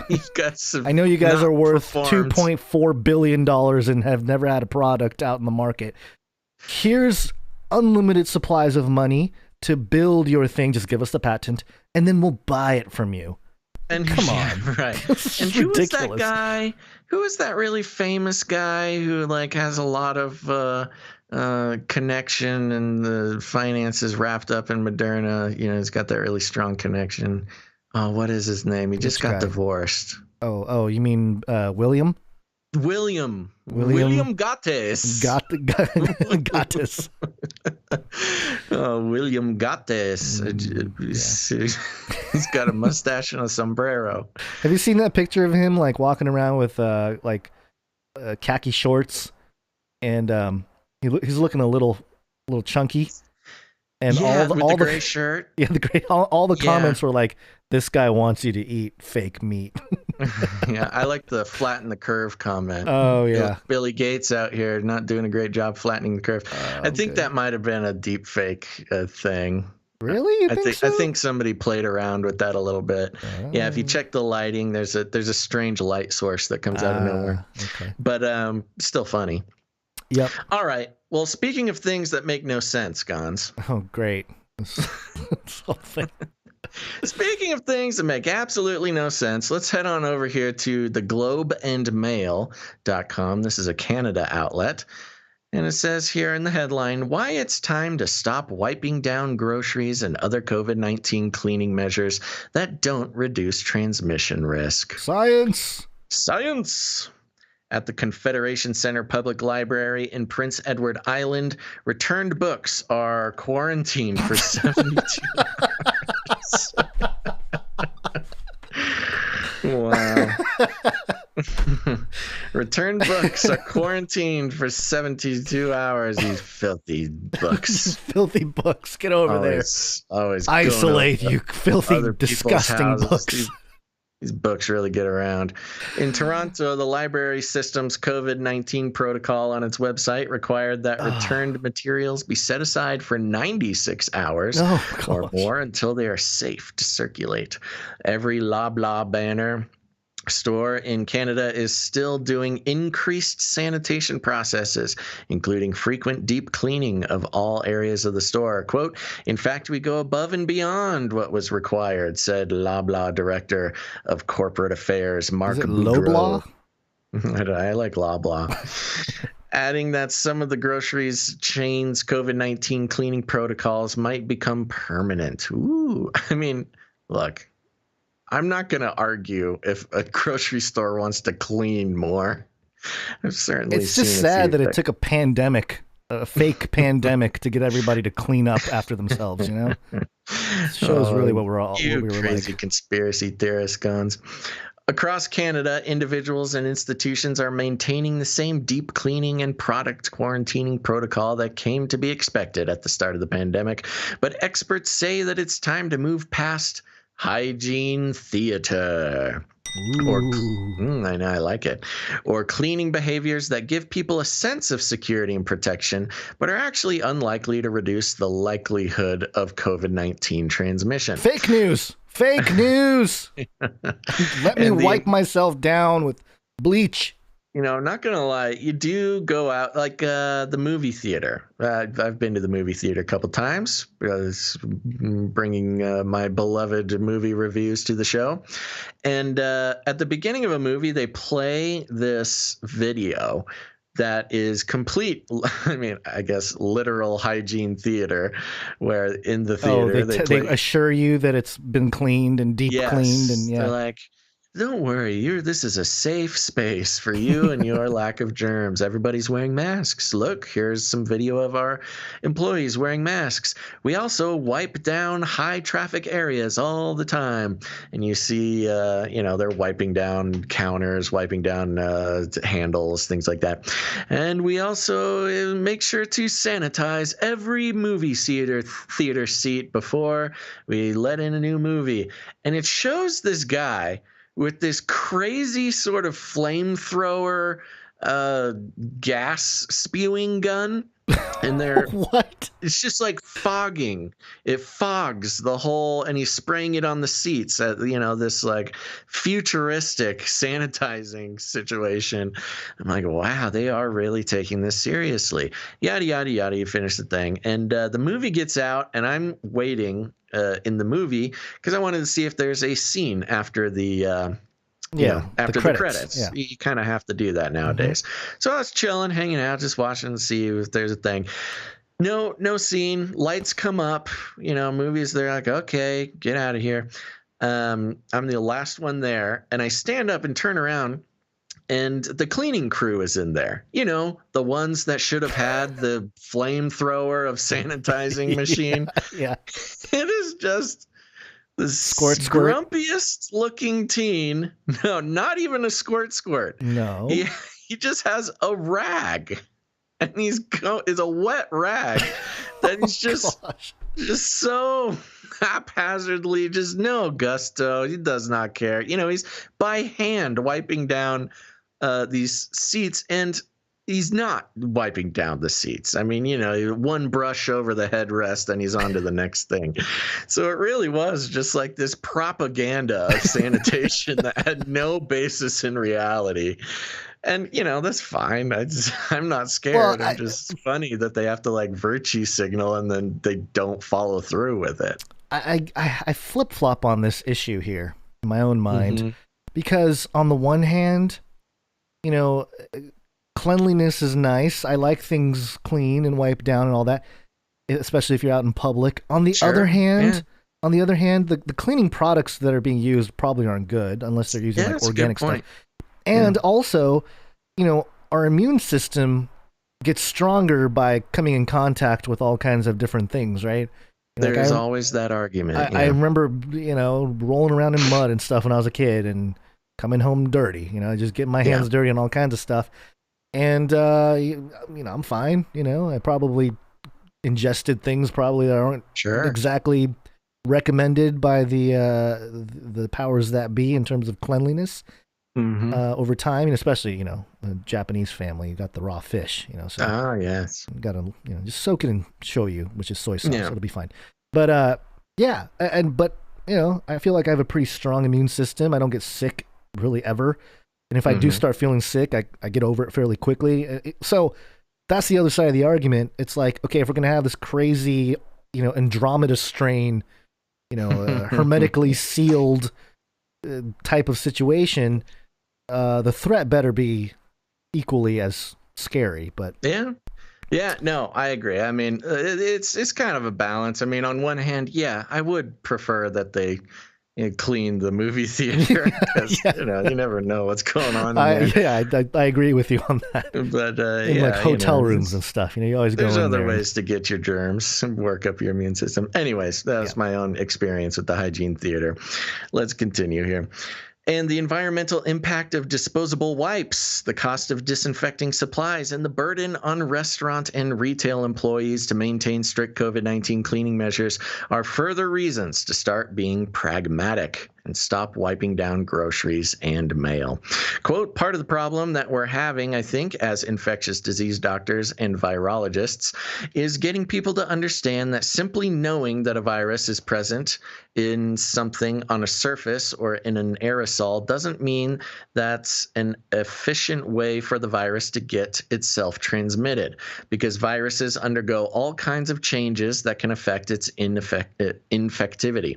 Its ability to bind to a receptor that is on a person that allows for an infection, said Dr. Gerald Evans, medical director of infection prevention and control at Kingston Health Sciences Center and Queen's University's professor. Yeah, that is one thing that did change, and nobody changed their habits. I think it was kind of the first red flag of like nobody's actually following the science.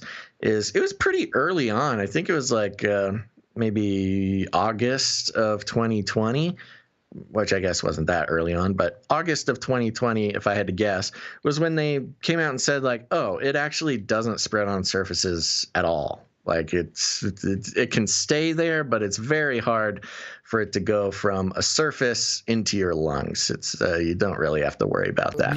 But we have to arrest the guy surfing on the beach by himself because he might get the coronavirus. And all the wiping down and all the this and the that just continued when they basically found out, yeah, you almost, it was, there was a number to it, but I believe it was under 0%, or sorry, under 1%. Oh, by the way, just as a side note to all of this, I live near the beach. I went down to the beach a few days ago, and, we're hanging out on the beach, like on the sand.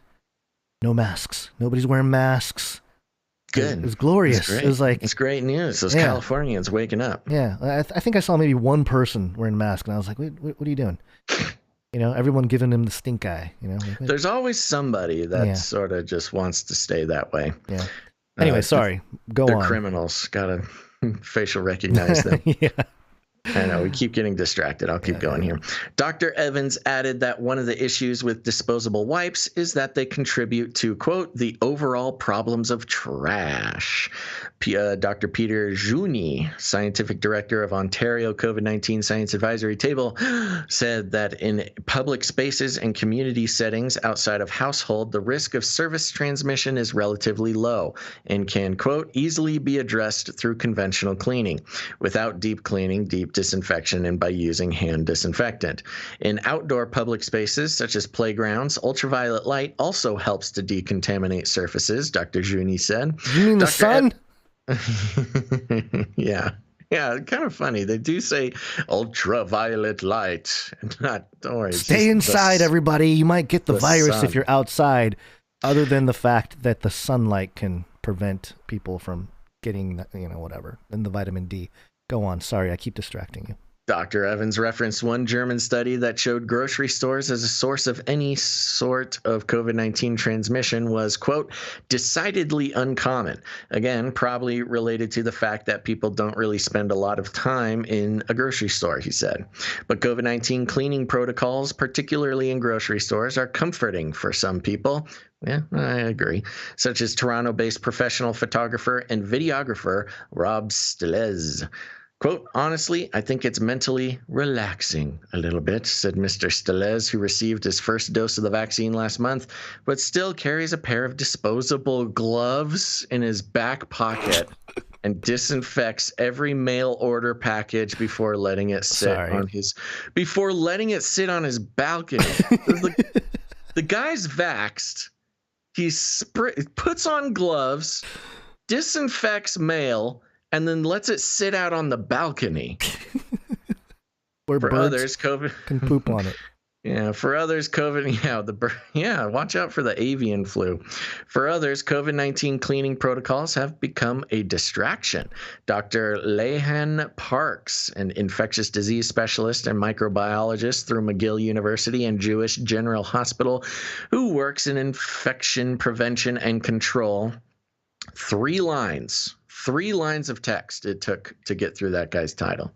Said, quote, "There's a cognitive dissonance between reality and what you perceive as being safe." Oh, thank you. Yeah, cognitive dissonance being another name for mind control. Yeah. Yeah. Quote, "Should we wipe our paperbacks in the library down or hold them in quarantine for 24 hours before we release them? I don't think that probably plays a significant role in transmission," Dr. Park said.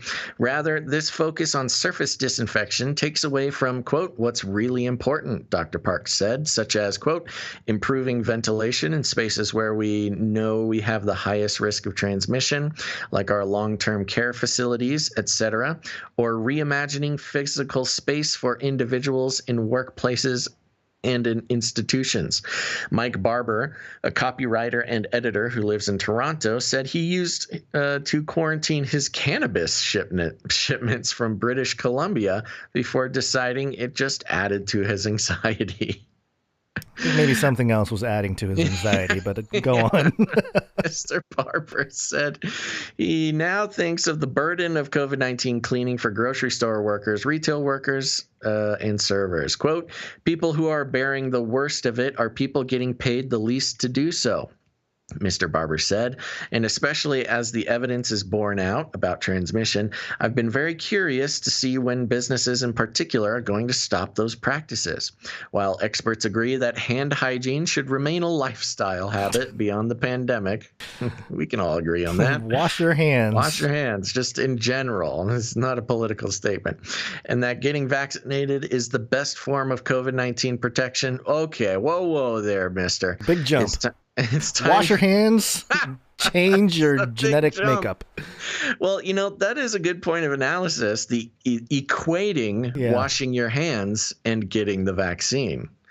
Yeah, interesting. "It's time for hygiene theater to come to an end," they say. Quote, "I do think regardless of vaccine, we probably can ease up on a lot of the cleaning of our environment." Dr. Parks, you're going to get canceled. Yeah, bad wording. Can't not clean our clean our environment. That's super Just not dump green. all your Purell into the ocean. Sanitize the fishies. Yeah, well... So all there right. you go. It's at least not, this is not it's not a huge outlet up there in Canada, the Globe and Mail, but it's something. So yeah, it's actually not a small outlet either. Okay. Well, there you go. Good job, Canada. Nice work. All right. Well, we've been going for quite a while here. Should we take a break and thank some people? We need to. I got limited time today. We must.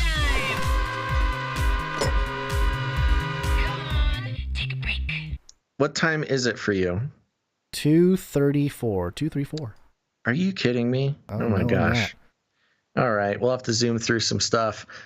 Wow, really zoomed through some stuff. Okay, we need to take a quick break and thank some producers. That's right, I said producers. I'll keep it a little shorter today, folks. But the fact of the matter is we are on the value for value model, which means we don't, you won't hear any advertisements, no affiliate codes. We won't try to sell you any super secret Superman vitamin supplements. No, not here, folks. We have eschewed the ways of the advertising industry because of so many reasons.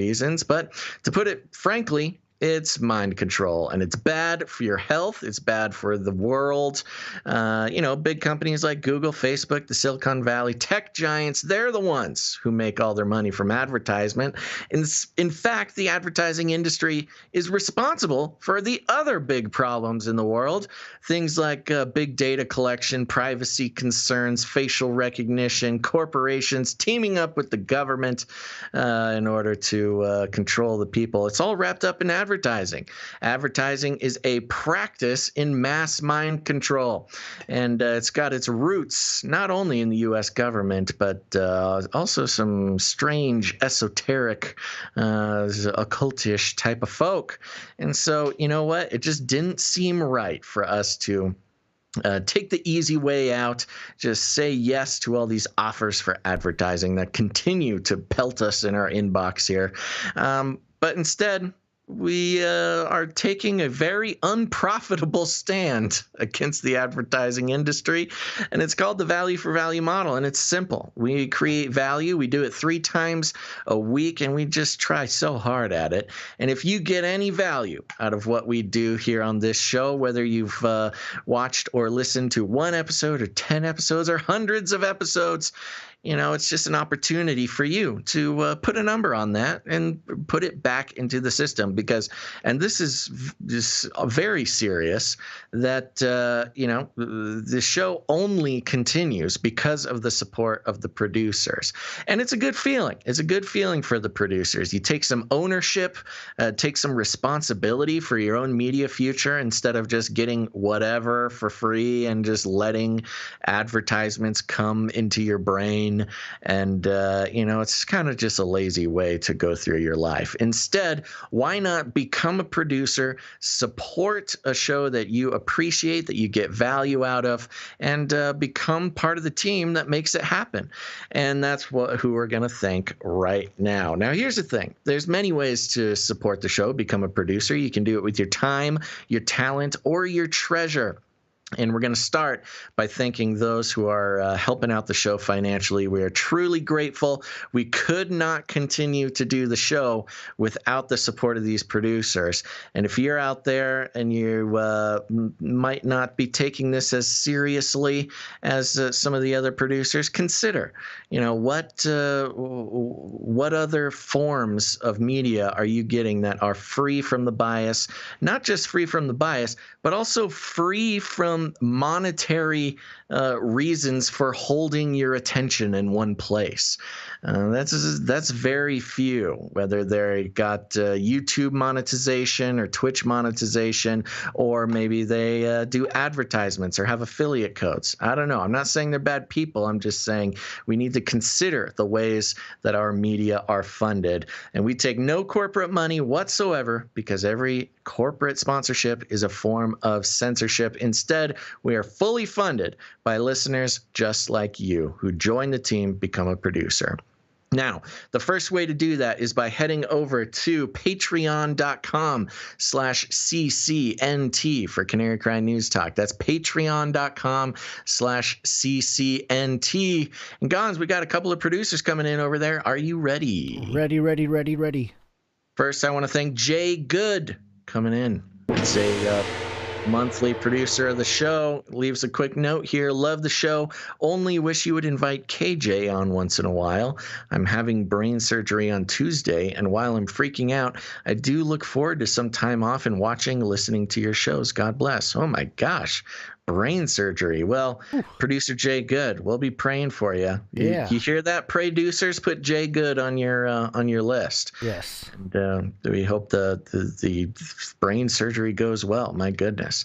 And we'll be here for you to tune into once you're done and recovering. Let us know how that goes. We'll keep praying for you. Next up, we have producer Aaron. Thank you very much. Producer Aaron coming in with a very generous monthly producership. You are the man. All right. Okay. Next, now that's all for our Patreon producers, Gons. But hey, if you're out there, you want to support the show, you don't like Patreon, that's okay. You don't have to like Patreon.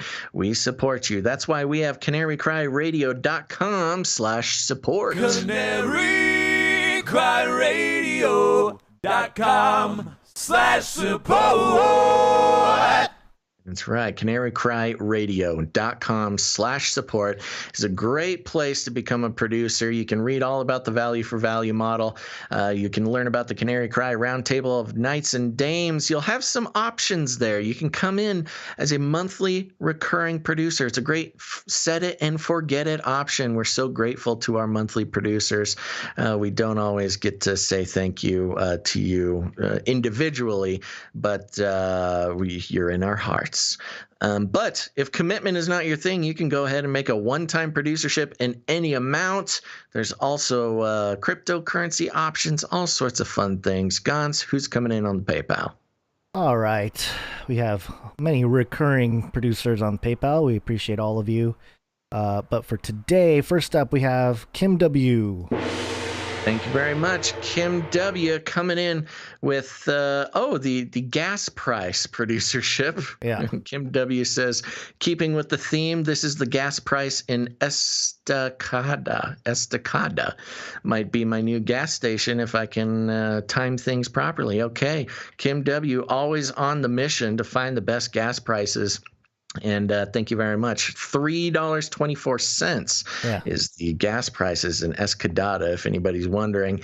And I believe Kim W., she's on a 4-episode streak. So keep it going. Thank you very much, Kim. I need to go to Estacada to get my gas. Estacada, yeah. Or maybe we should just get more gas price producers from my neck of the woods. At least that'll be higher price. The gas price producers, yes, that would be a different situation for you Californians. That's why we don't have any California gas price producers. They're like, this is way too much. I need the money for gas. It's not an option. Yeah. All right. Thank you, producer Kim W. Next up, we have producer Cassidy C. Thank you very much, producer Cassidy. And she comes in with $3.33. God bless you guys from Mississippi 333. I don't know if that's that's like a code for her. She's got the Illuminati handler producership. Mississippi 333. Next up, thank you, producer Cassidy. We have producer Tristan H. Producer Tristan, thank you very much, my man.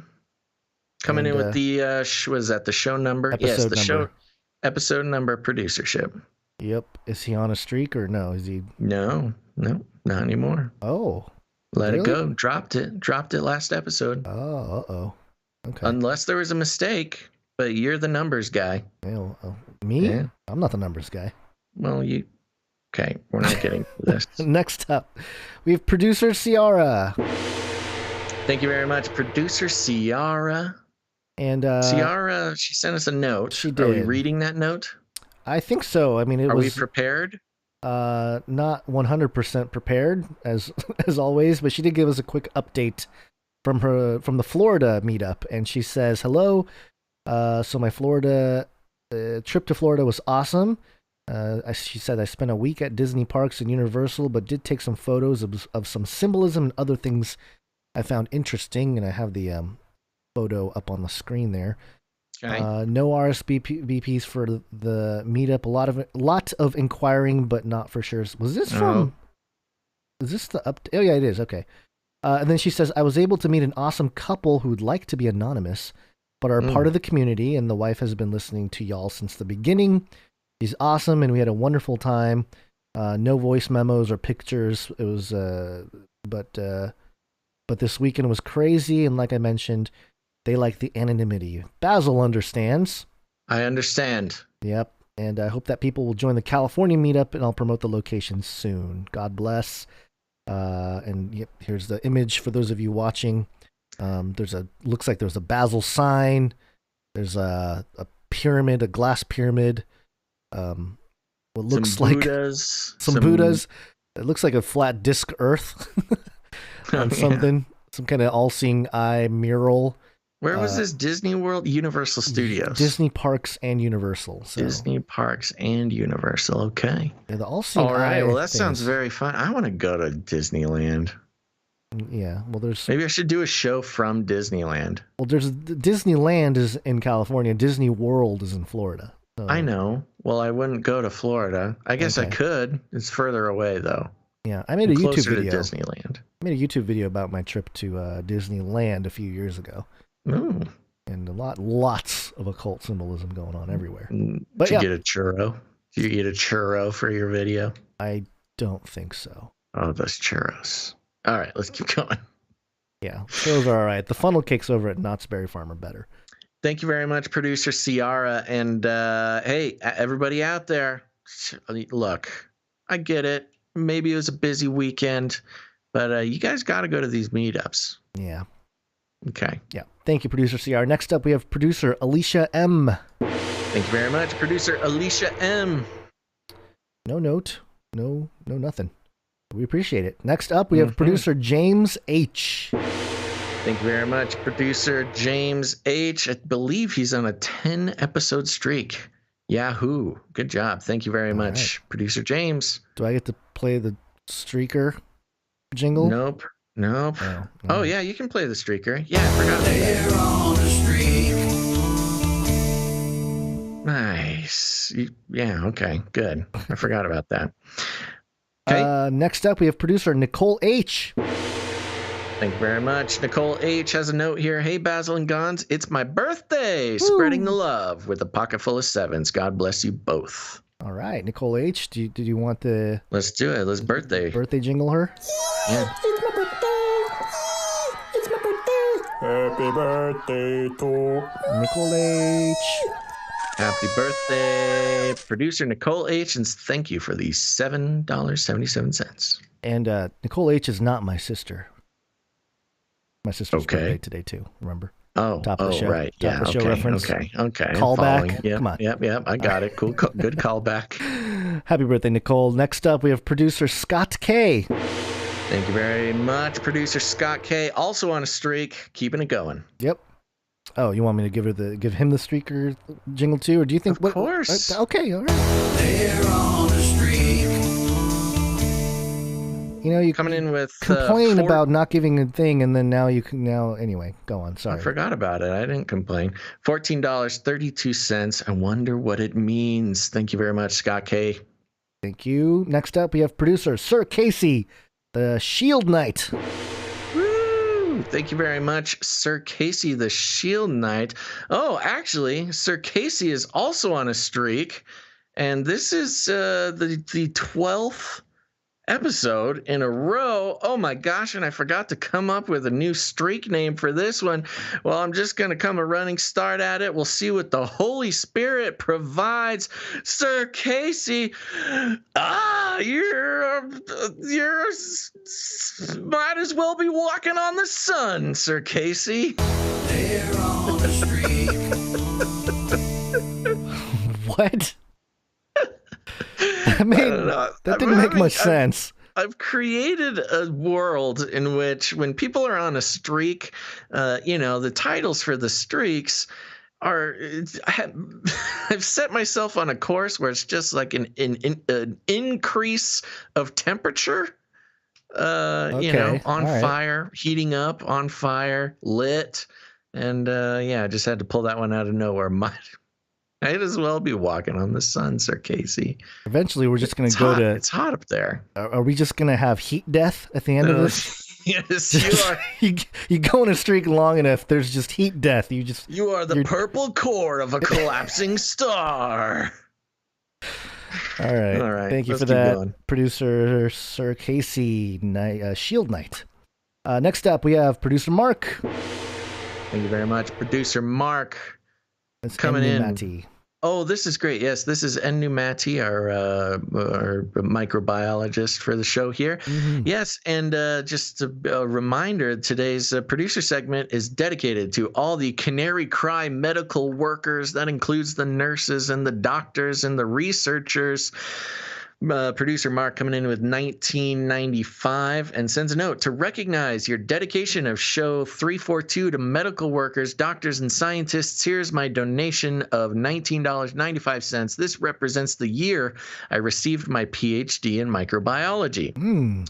Yeah, and 5 years after the Lord opened my eyes to the truth of the gospel and saved me. I know we poke fun, and rightly so, at Dr. Fiasco's quote, "Science is truth," but it is a true statement as long as the science is understood without biases and presuppositions. Yes, if only that were the case. Yeah. And as Romans 1:18-20 states, quote, "For the wrath of God is revealed from heaven against all ungodliness and unrighteousness of men, who by their unrighteousness suppress the truth. For what can be known about God is plain to them, because God has shown it to them. For his invisible attributes, namely his eternal power and divine nature, have been clearly perceived ever since the creation of the world in the things that have been made, so they are without excuse." Wow, that's a great set of verses for scientists to keep in mind. Yeah. If you've been given eyes to see the truth by the Lord, everything in creation points to him, even in its currently fallen state. I'll leave you with the words from Hebrews 4:13 that I included at the start of my PhD thesis prologue, quote, and no creature is hidden from his sight, but all are naked and exposed to the eyes of him to whom we must give account. God bless. Keep up the good work. Maranatha. Mark. Thank you very much, producer Mark. Thank you. What Producer a great Mark. note, and congratulations on I guess it's not necessarily an anniversary of your PhD, but thank you. We're happy to take the opportunity to honor you and all the rest of the Canary Cry medical people who keep us honest around here. Yeah, very cool. Yeah, 27 years ago. Goodness gracious. That's a long time ago. All right, Are you thank calling Mark old? No, he may have gotten the PhD at age 8. You know, 15. Yeah, he might be a savant. Savant genius. Yeah, you never know. We're lucky to have you. Yep. It's like I tell my wife, and she hasn't aged since age 21 or 27 is what I tell her. Yeah, that is true. It's true, right? Your wife is some sort of does she have a painting of herself as an old woman somewhere hidden in an attic? Her age is trapped in some kind of strange magical paint piece. No, not really. Okay. Next up, we have producer Hey, make sure to tell your wife that I think she looks very young. Okay, I will. Yeah, okay. Okay. Just got to make sure. keeping the Make sure you say I got to get as many brownie points as I can over there. Yeah. Agreed. All right, next up, producer Sigra the Beast. Sigurd the Beast coming in with the $33.33. The Illuminati handler producership has a note here. Had to share the weirdest end times dream I had last night. All of Satan's minions were Cobra villains from G.I. Joe. Serpentor was Satan. Cobra Commander was the AC. Dr. Mindbender was the FP. And what is AC and FP? And Antichrist and False Prophet. Oh, of course. And the Baroness was the Whore of Babylon. Fun dream. Yeah, very fun dream, Sigurd the Beast. And also, producer Sigurd the Beast works in the medical field as well. You know, I would be thrilled if the Antichrist really showed up as Serpentor. Cobra Commander. Yeah. Here's a little photo. Serpentor is Satan. Oh, Serpentor is Satan. Okay, yeah. Here's Serpentor on his Cobra flying device with a gun in the mouth of the side. Okay, all right. Thank you for that, producer Sigurd the Beast. Sigurd the Beast. Next up, we have, and lastly, he's the executive producer for episode 342. It is Ivan L. Yes, thank you very much, executive producer Ivan L. Coming in has a note. I don't know any other way to say it, brothers, but I love you guys. Keep up the good work. Well, we love you back, Ivan L., and thank you for producing the show. And thank you to all the Canary Cry medical workers and researchers out there. We appreciate everything you do, keeping us alive and keeping us honest when it comes to us blabbing about all this medical stuff. Yep. Reporting things we don't understand. Next... Well, we're done with the PayPal producers. Other ways you can support the show is with your time and talent. The timestamps for episode 341 was done by Jade Bouncerson. Thank you to Jade Bouncerson and her little crew over there doing the timestamps. We appreciate that. Thank you very much. And also, just wanted to highlight producer Josh. He's our resident story writer. Wrote a couple more pieces here. This first one is titled...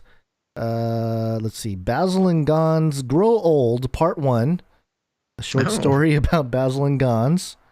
And then there is also a Part 2 to the saga that is Basil and Gons Grow Old. So those links will be in the show notes for anybody interested in doing some some fictional or not so fictional, maybe prophetic, I don't know, reading. I haven't read these ones yet. I'll have to check it out.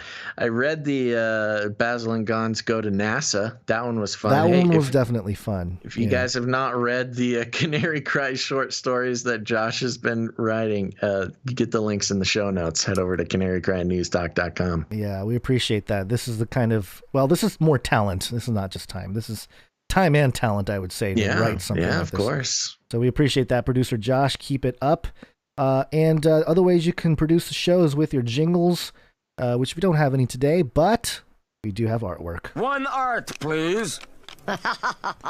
And the first artist we would like to feature is our resident artist, or one of them anyway, producer Alie. One art fee, another one from Alie now. Here it is. Thank you very much, producer Alie. Did a great job on this one. This is what is it called? Spatula fight? Is that what it is? Spatula wrestling. Spatula wrestling, yes, referring to the epic arm wrestling battle that is going to happen between the Flippies in space. We've got Canada Arm 2 on the NASA side, and we've got, I forget what the Chinese arm is called. There's no official name. There was just like the ship or the craft or whatever it's attached to. Yeah, see, you can't win if you don't have a name, China Arm. I'll call it China Arm. China Arm. China Arm 3. By the way, it's not Canada Arm, it's Canadarm. Yeah, okay. It's one word, Canadarm. Yeah, I'm probably not going to change the way I say that, but yes, it is Canadarm. Canadarm 2. Which is weird, but it's okay. You did a great job, Canada. Canada, thank you. Thank you for Canada Arm 2, Canadarm. Anyways, also thank you to Alie for making this rendition. We finally got to see it. You know what? It is a dream come true where I have a job where I can say something silly on the internet, and then I get to see it come to life the very 2 days later. Alie, you are really making my dreams come true over here. And for those who are just listening, I don't know how else to explain it. Very well rendered Canada Arm versus China Arm. Arm wrestling with spatulas on the end of their little robot arms there. Beautiful. Canada Arm, China Arm? Yes, Canada Arm and China Arm. Oh, okay. Okay. I like China Thank Arm. you, Alie. Appreciate that, Alie. Keep it up. Next up, we have producer Dove, who came in with the... This is great. This was okay. So this, for those who may have missed last show, they are talking about vaccinating bananas against a fungus that is going around the world killing bananas. And so Dove did a great job. Again, a silly thing we say on this show gets put into just beautiful full color here. So imagine, if you will, if bananas were anthropomorphized and had human arms and human legs and human bodies, basically just banana heads, which is very cute, also slightly nightmarish. But we've got some bananas here. They're going on a jog just in a beautiful city. I don't know which city this is, but it could be any city. It doesn't matter. Running down by the waterfront, down by the river, with some pigeons getting in the way there. In the front, we've got a very happy banana man running with his Canary Cry News Talk tank top on. He's got a big smile on his face, googly eyes, and no mask, exercising with no mask. Oh, filthy. Showing his teeth. Yeah, showing his teeth and a smile. A couple canaries that broke out of the cage on his tank top. He disgusts me. And in the back, we've got two also jogging cranky bananas. Cranky banana couple. Yeah, cranky banana couple wearing their leggings there. The bananas are starting to get the brown splotches, you know. Well, we all know why that is, because they're wearing masks and they're angry. And one of them's yelling out, "You're gonna kill Banana Grandma!" That's right. And that's what happens when you don't wear your mask, folks. You kill Banana Grandma. Get your bananas vaccinated. It's important, and do your part, or you lose your freedoms. Okay. Bananas. All right. Thank you, Producer Dove. This really was a real pleasure to have beamed into my brain. Just all the lore is just I love awesome. it. I love it so much. And lastly, we have producer Debbie just barely getting past the deadline for this episode in terms of art. And thank you, Debbie, for recognizing that you were late on the art, but it's okay. You did such a great job. We did the background work it takes. It's not nothing. Gons has to press some buttons and do some computer stuff to get it on the screen, but he did it because he killed it. Thank you very much, producer Debbie. Coming in with this is a couple of magazines laying on a table if you're just listening. One of them is Time Magazine Person, in quotes, of the Year. And it's a beautiful rendition of Space Flippy. Yes, that's right. Person of the Year, Space Flippy. We've got a beautiful sort of space background with Flippy, the robot arm, floating around, doing his space work, the good work he does up there.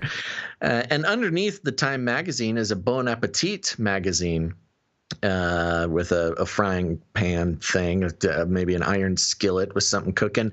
And the byline is Flippy, from fry cook to gourmet. Very good. Flippy really is making headlines, man. It took me a second to realize that this was something that producer Debbie put together. I was like, where did she find? Oh, she drew this. She's got such a finely honed realism aspect of her art, which is appreciated. We appreciate all the fine art of our artists, but Debbie, you hold your place in our hearts, that's for sure. Yeah.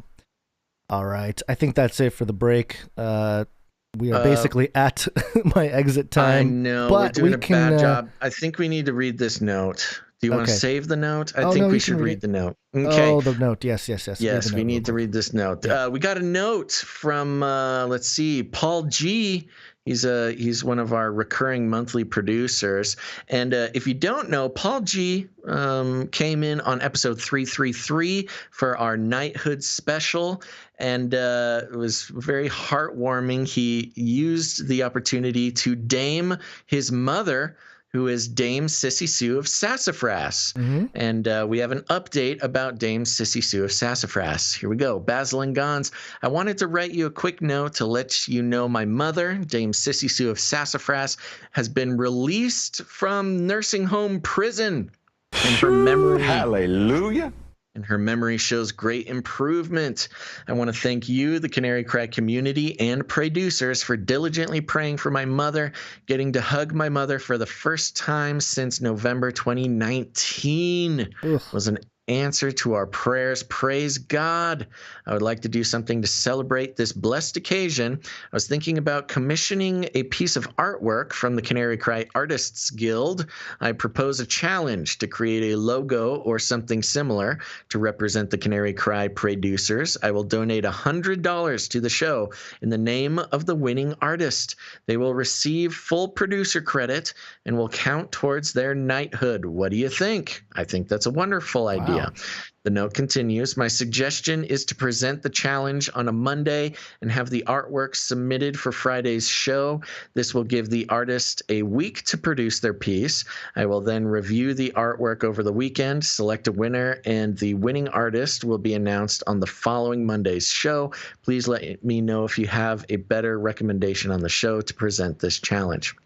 That is a great question. Let me see here. Create a logo or something similar to represent the Canary Cry producers. Okay, well, represent the Canary Cry producers. Okay, I see. So we're looking for a logo for the Canary Cry producers. And what do you think? Do we want to just put this out here now and then officially announce it on Monday to do I think giving the producers a week or more to really fine tune something is a good idea. We can just announce it now, and then we'll mention it, and we'll mention it again Friday, and then maybe Monday we'll open it up officially. I don't know. Yeah, and here's what I would suggest. is, maybe give a week to send them in. So we'll announce it now. So if you're an artist out there, you want to make a logo for the producers, and send it in. We need to get they can send it straight to us, and then we can send it to Paul. And then, because I think I think he's judging this situation. Yeah. So, because we don't have an email for Paul. So here's what we'll do for now. And Paul, you can always tell us otherwise. But if you're out there, you want to make a logo for the Canary Cry producers, do that. Send it to canarycryradio@gmail.com. We will forward everything on to Paul so he can take a look at everything. And we will announce the winner next Friday, not this coming Friday, next Friday, which is the 4th. 4th of June? Are we in June? 4th of June. Wow. Yeah. Crazy. Yeah, I know. So yeah, that's great. And oh my gosh, Gons, my heart just jumped with joy when I heard that Dame Sissy Sue was out of nursing home prison. Yeah. Yes, and I don't want to say anything out of turn here, but yes, hearing about your situation, producer Paul, with your mother really broke our hearts. And I know the producers went to fast work, intercessoring on her behalf, and we're so happy to hear that she's out. I don't want to get the background story wrong, but I believe that she really had a problem after she was forced to get the vaccine, and her memory, her Alzheimer's. I'm sorry, I don't know if it's Alzheimer's officially or what, but her memory showed much worse, or much more of a decline after getting the vaccine. So I'm happy that things are looking up, and you can hug Dame Sissy Sue of Sassafras. Give her a hug for all of us here at the show. Okay. Jared in the chat is saying that Canary Cry producers or producers, initials CCP. Yeah, he did say producers. Don't put that on the producers. CCP. Oh, you caught us. We're owned by China. Commie Cry Radio. I think we're the only, I don't know, but there certainly are very few sort of truth-seeking shows that are lighthearted enough to make fun of ourselves. Fun of ourselves, yeah. Well, we do have this too. I don't remember. I think this is. That's all we are, you know? Yeah, that's us. That's us. The commie is spreading propaganda. Yeah. All right. Well, let's get moving, Gons. Yeah, and gotta be quick here. I will give you, should we just say, you have full reign to skip anything we need to skip. Yes, it's wake-up time. Hey, yo, wake up. Well, I do want to get through this, or just at least summarize some of the things here, because it's a lot happening at the same time, and that is a 4 Horsemen of the Technocalypse sighting, which we'll get to here. The 4 Horsemen of the Technocalypse. Anytime you see the 4 Horsemen, it's something special. The Intercept.com. Senate preparing $10 billion bailout fund for Jeff Bezos' space firm. What? Yeah, Bezos. Getting a bailout as a space firm? Yes.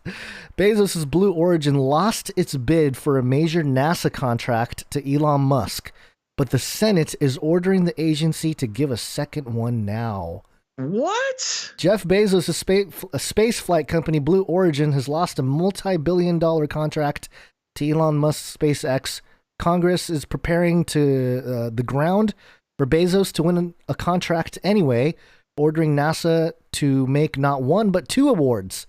The order would come through the Endless Frontier Act.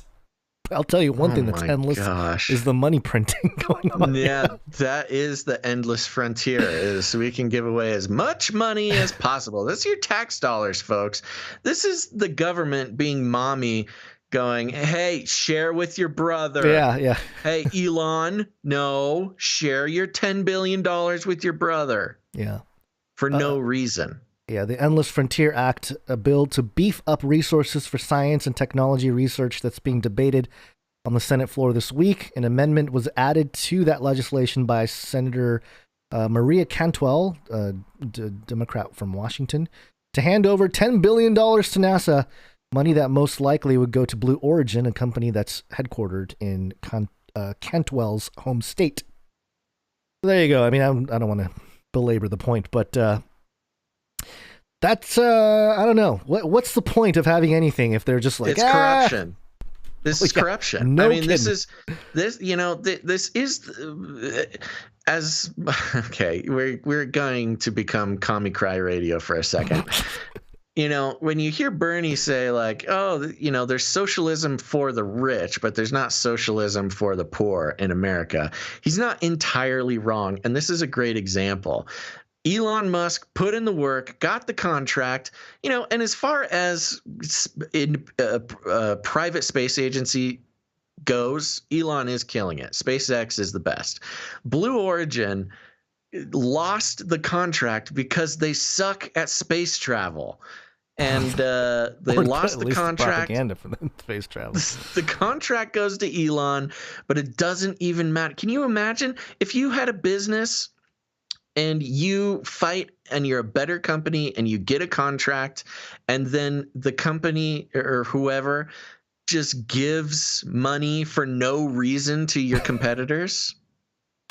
Yeah, well, So, yes, we will be Commie Cry Radio and agree with Senator Bernie Sanders, who actually stated about the $10 billion amendment to eliminate it. He said, quote, "It does not make a lot of sense to me that we would provide billions of dollars to a company owned by the wealthiest guy in America."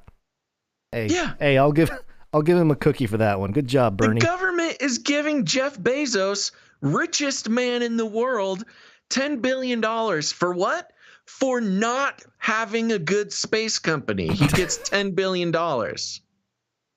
Stupid. Come on, man.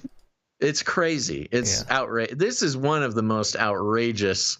That just shows who's really in charge of this country. Yeah, well, that's not all, because they it came out of the news today, CBS News. Amazon to buy film studio MGM for $8.45 billion. I think we know where the 10 billion number's coming from. They're like, Bezos got, oh my gosh, Bezos got 10 billion from the government, turned around, bought MGM, one of the biggest legacy film companies in the world, and still had $1.5 billion left over. Yeah, I think that was the deal, Hey, I want to buy MGM. I don't want to really use my own money, especially I got divorced recently, only worth half as much as I used to be. Government, hook me up. This guy's evil. He's an evil genius. He really is Lex Luthor. Yeah, well, yeah. Buying the TV, buying the film franchise that has shows or movies like Rocky and James Bond. Yeah, well, recently put out Wrath of Man, which is the worst written movie I've ever heard. The whole movie just wore a fedora the whole time. It was a fedora wearing pinstripe movie. The deal is Amazon's biggest purchase since acquiring grocery chain Whole Foods for $13.7 billion in 2017. Mm-hmm. So there you go. Just more monopolizing by Mr. Bezos. But just one thing to maybe go against the Bezos empire here. This is Wired.com. A new antitrust case cuts to the core of Amazon's identity. The Washington, D.C. Attorney General claims that the company obsessed with satisfying customers is actually screwing them. What the headline says here from Wired.com. Mm-hmm. Read a couple paragraphs just to get an idea here. Bezos' obsession with customer satisfaction is at the center of Amazon's self-mythology. Every move the company makes in this account is designed with only one goal in mind: making the customer happy. If Amazon has become an economic juggernaut, the king of e-commerce, that's not because of any unfair practices or sharp elbows. It's simply because customers love it so much. The antitrust lawsuit filed against Amazon on Tuesday directly challenges that narrative. The suit, brought by Carl Racine, the Washington, D.C. Attorney General, focuses on Amazon's use of a so-called most favored nation clause in its contract with third-party sellers who account for most of the sales volume on Amazon. A most favored nation clause requires sellers not to offer their products at a lower price on any other website, even their own. According to the lawsuit, this harms consumers by artificially inflating prices across the entire internet while preventing other e-commerce sites from competing against Amazon on price. Quote, I filed this antitrust lawsuit to put an end to Amazon's ability to control prices across the online retail market, Racine said in a press conference announcing the case. And it goes on here. One of the things that I think is interesting about this is that, you know, I've known a few people who have made Amazon their business, you know, like drop shipping or whatever, you know, selling on Amazon. And a lot of it has to do with like buying stuff from Alibaba in bulk, you know, labeling it your company, whatever, and then reselling it on Amazon. Yeah. And I'm wondering if this is just like, hey, you know, we're taking down Amazon, kind of a backdoor China move to like, hey, we want full control of the market in terms of, you know, selling directly to the West. Sure. That's one possibility. The other possibility is that this is, you know, simply to slow down this whole concept of people just being able to, you know, have businesses on Amazon in general. So is this an actual suit? What exactly is happening? I think it's an antitrust lawsuit. Yeah. Huh. Wow. Interesting. The timing on this is crazy. I know. Lining up with the China antitrust stuff. Yeah. That's what I'm saying. Coincidence? Did Biden get jealous and sort of, or did he get some sort of signal that it's time to do this? Well, that's what I'm saying. It could be to take down Amazon. Weird how America doesn't do it until after China starts doing it. Mm-hmm. Yeah. Weird. Yeah, we reported on that China stuff last episode, if anybody was wondering what we're referencing. Yeah, of course. We did a big breakdown of the antitrust stuff happening in China and lamented, why doesn't this happen in America? Mm-hmm. And here we go, a week later. It's starting to happen. Strange how that happens. Do you think Biden listens to the show?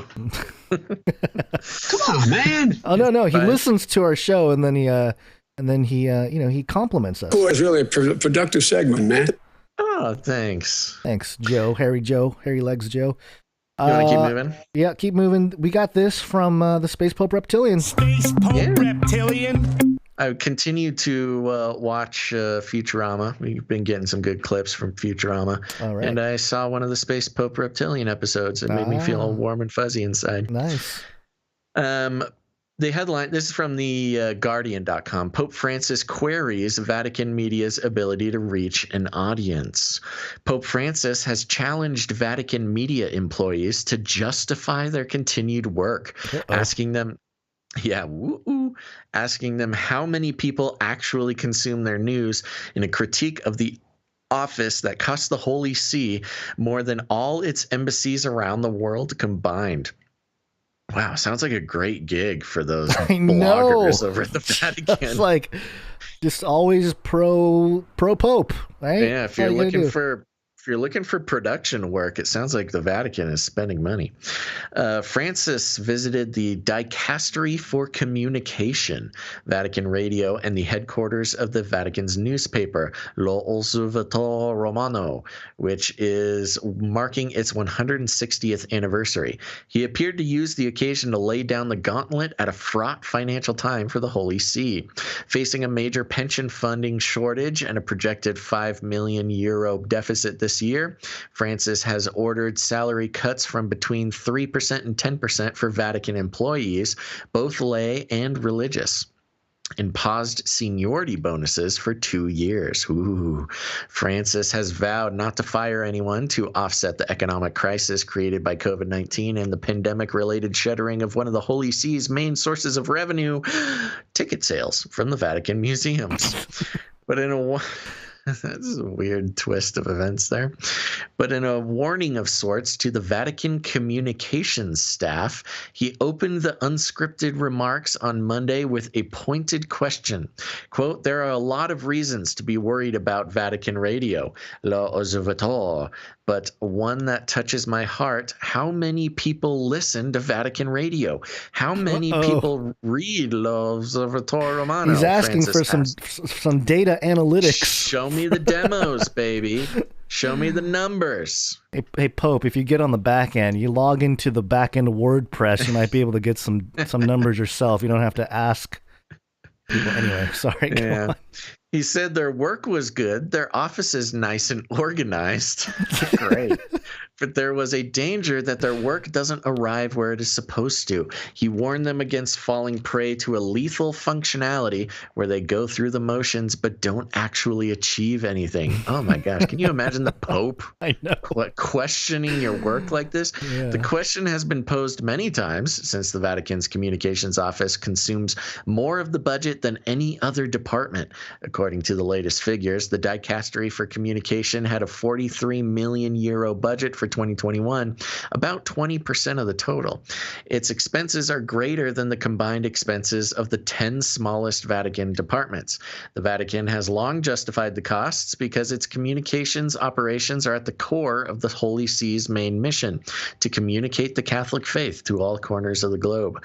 The cuts Francis has imposed across the board have sparked a minor revolt among Vatican employees. Uh-oh. They penned a blistering open letter on Thursday expressing their dismay and profound discouragement at the cuts, lack of overtime, and uncompensated increased workload, which they said didn't conform to the Catholic Church's social doctrine. They lamented in particular the great disparities in pay and benefits, especially for some lay managers and outside consultants on whom the Holy See relies heavily to oversee and clean up its finances. Quote, "One cannot ignore the economic difficulties that families are today called to confront as a result of the pandemic," they said in asking for a meeting to discuss their concerns. Ooh, yikes. Yeah, okay. Sorry, Vatican employees. It's not looking great. A little interesting side note that differentiates, many of us who listen to this show with the Catholic Church is, their whole purpose for having a communications operations is to communicate the Catholic faith to all corners of the globe. Yeah, interesting. Yeah, which is different from the gospel of Jesus Christ. Yeah. Which would have a direct Yeah, effect on one's salvation. You know, we do have Catholic listeners. I don't know if they're persistent, but I know, we've had Catholics tell us that they listen to the show. They don't like the Space Pope Reptilian jingle, understandably. But yeah, I wonder, like, as a Protestant, that stands out to us. Like when it says we are here to communicate the Catholic faith, it does stand out as like, wait, why the Catholic faith? Why not the love of Jesus? Or why not the gospel message of, the gospel or whatever? I wonder if that even sort of is a red flag. Might be a bit of a harsher word than I'm looking for, but I wonder if that dings in their mind when they hear that. Let us know, Catholics. What is your thought about that? Yeah, that would make sense. All right, one more story because I gotta get out of here. I know. Go pick up the kid. This is a New World Order story. A new world order can emerge. Oh, yes, it can, old President Bush. TroyMedia.com.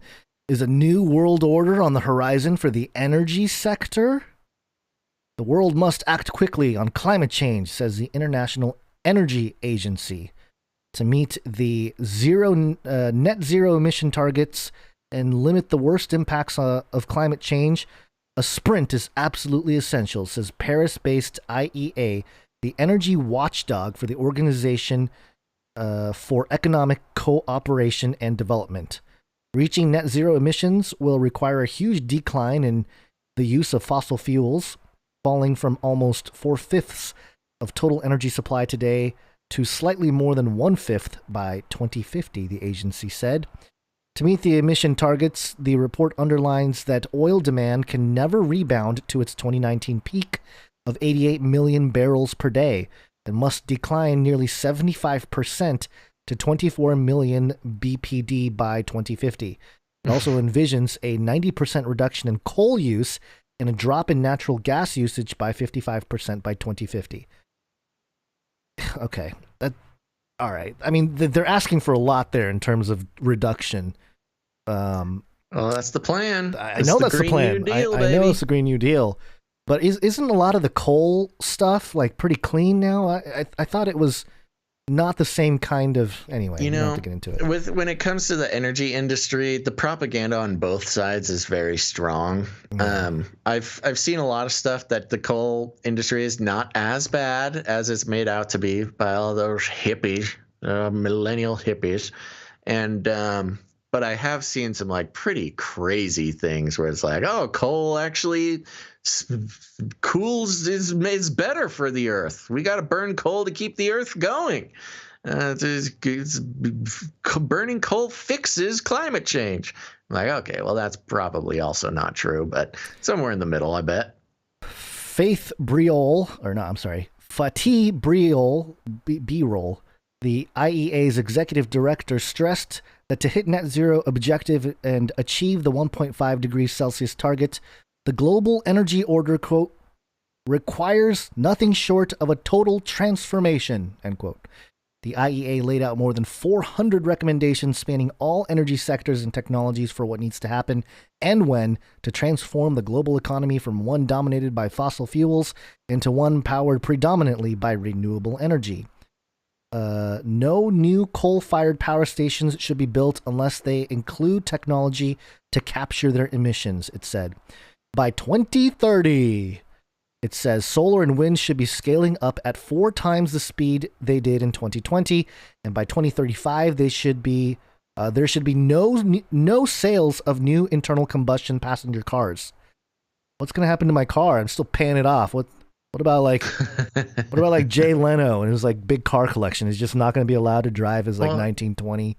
Guns, the rich will be able to do whatever they want. Oh, I'm sorry. Yes, sorry. Yeah, you won't be able to drive a gas car. Leno's going to be fine. All right.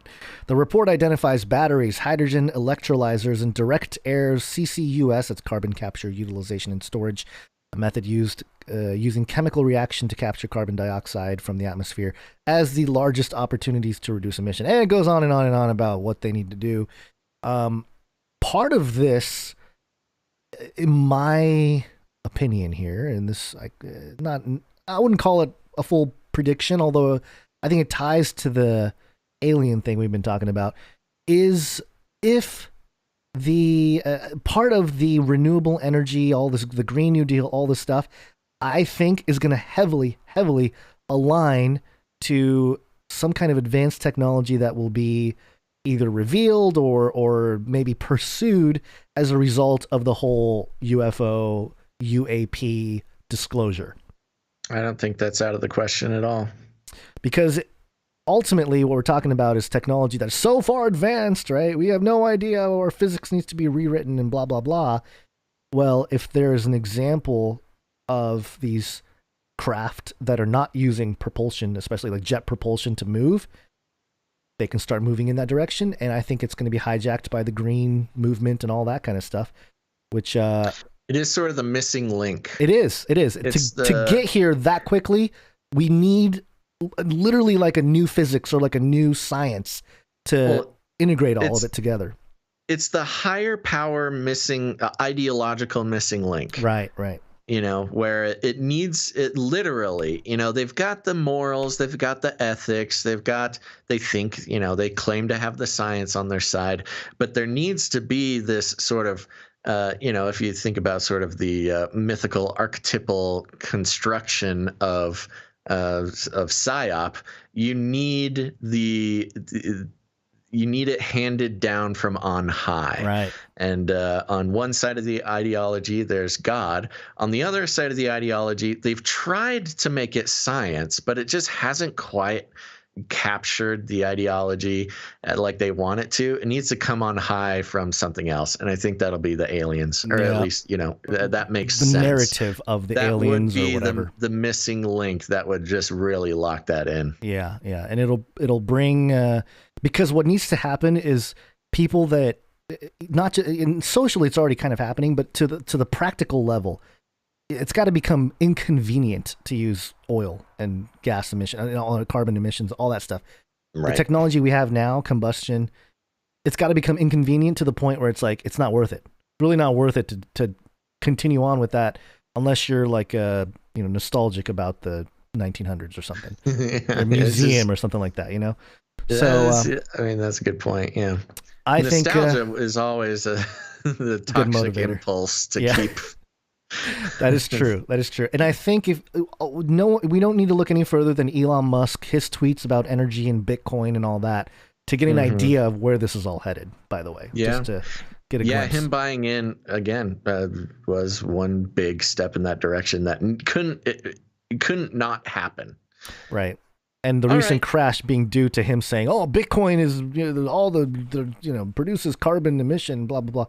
And some of the stories he cited, the articles he cited, were pretty heavily debunked. It was misleading articles on it, but whatever. A lot of lying with statistics. Yeah. Okay, I think we gotta finish up here. Let's do it. All right, everybody. Thank you so much for tuning into this episode of Canary Cry News Talk. Make sure, sorry, I'm getting ahead of myself. Sorry, we had to zoom out of here a little bit quicker, but it just happens Still sometimes. Close to 3 hours. Yeah. We will be back on Friday, the 28th, Friday, May 28th. So put it on your calendar. Make sure to tune in on Friday. Turn on your notifications. Make sure to do that. That's always a thing. And even if you think you have them on, double check them. And while you're at it, go ahead and like and subscribe. Subscribe, bell button, all. Like, subscribe, bell button, all. Woo! Okie dokie. And I want to give a big old thank you to our producers of this episode 342. Producers Jay Good, A.A. Ron, Kim, Cassidy, Tristan, Ciara, Alicia, James, Nicole, Scott, Circasey the Shield Knight, and let's see here. Oh, Mark, producer Sigra the Beast, and to our executive producer of episode 342, Ivan L. Thank you so much. And shout out to Sigra the Beast and producer Mark, our Canary Cry medical team, and to all the rest of the doctors and nurses and researchers and cool guys out there.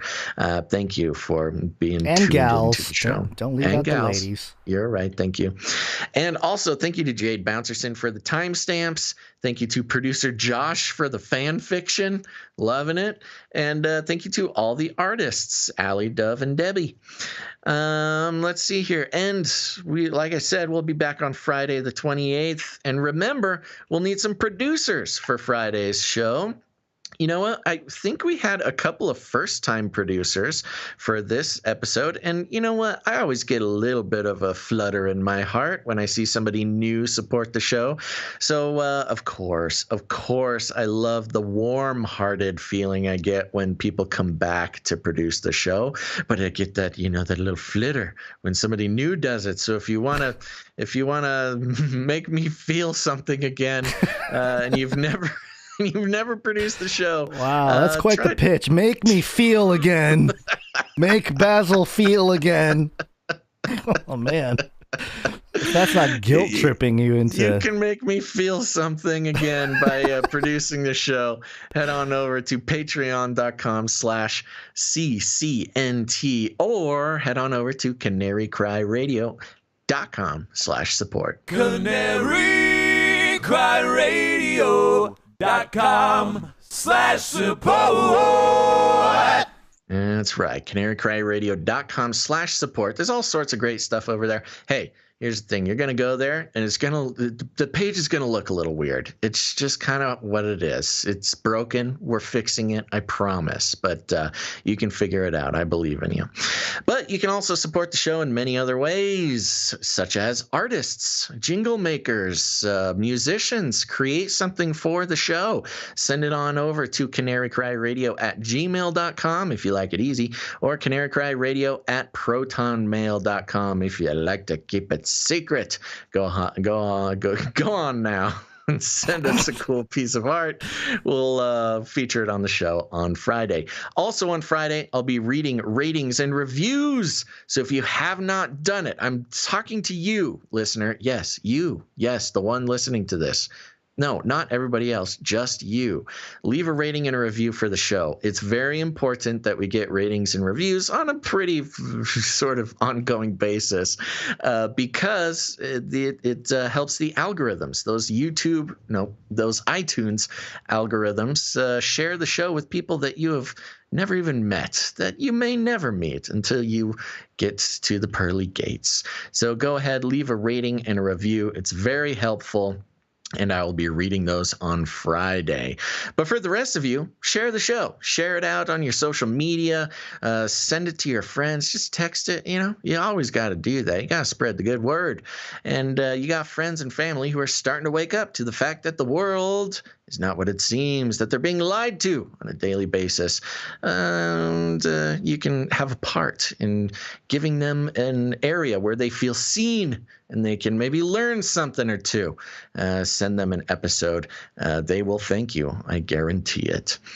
Let's see. And if you need any more instructions, we call it rattling cages. You just walk right up to them. You grab them by the cage and then you shake it. The end of the world occurred pretty much as we had predicted. I want to shake things up, stir up some controversy, rattle a few cages. Hey, stop that! You'll never silence me. I'm the last angry man, a crusader for the little guy. Leave the bird alone. Never. Rattle a few cages. Rattle a few cages. The human race will have every opportunity to improve. And if they don't? Ask Noah. That's right. Just ask Noah. All right, Gons, any last words? No, I got to go. So thank you, everybody, for being here. Appreciate it. See you on Friday. Friday, May 28th. Be there. Okay, thanks, everybody, for listening to this episode of Canary Cry News Talk. Make sure to tune in next time. Until then, think outside the cage. Bye-bye.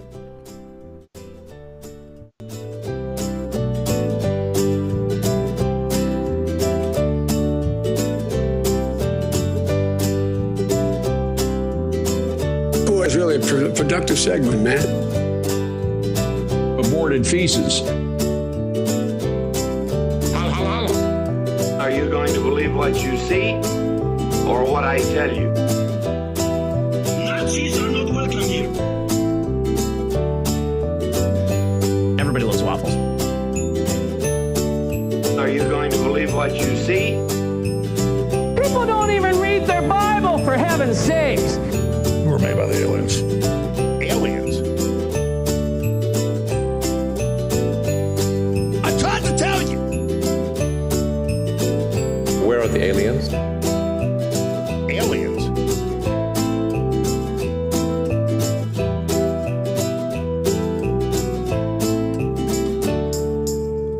Remember, reality is an illusion. The universe is a hologram. Buy gold. Bye! I want to shake things up, shake things up. I want to shake things up, shake things up. Leave the bird alone. I want to stir up some controversy. I want to rattle a few cages. I'm the last angry man. You'll never silence me. I'm the last angry man. I'm the last angry man. You'll never silence me. I'm the last angry man. A crusader for the little guy.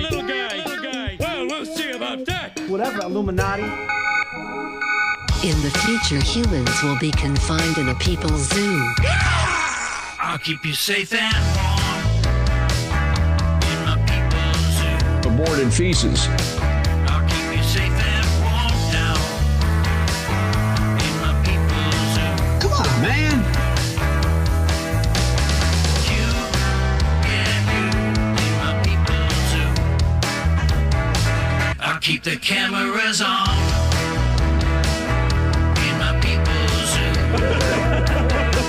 I'll keep the cameras on now in my people's zoo. It's to live by. You, yeah, you in my people's zoo. They are scum. Can't handle the truth.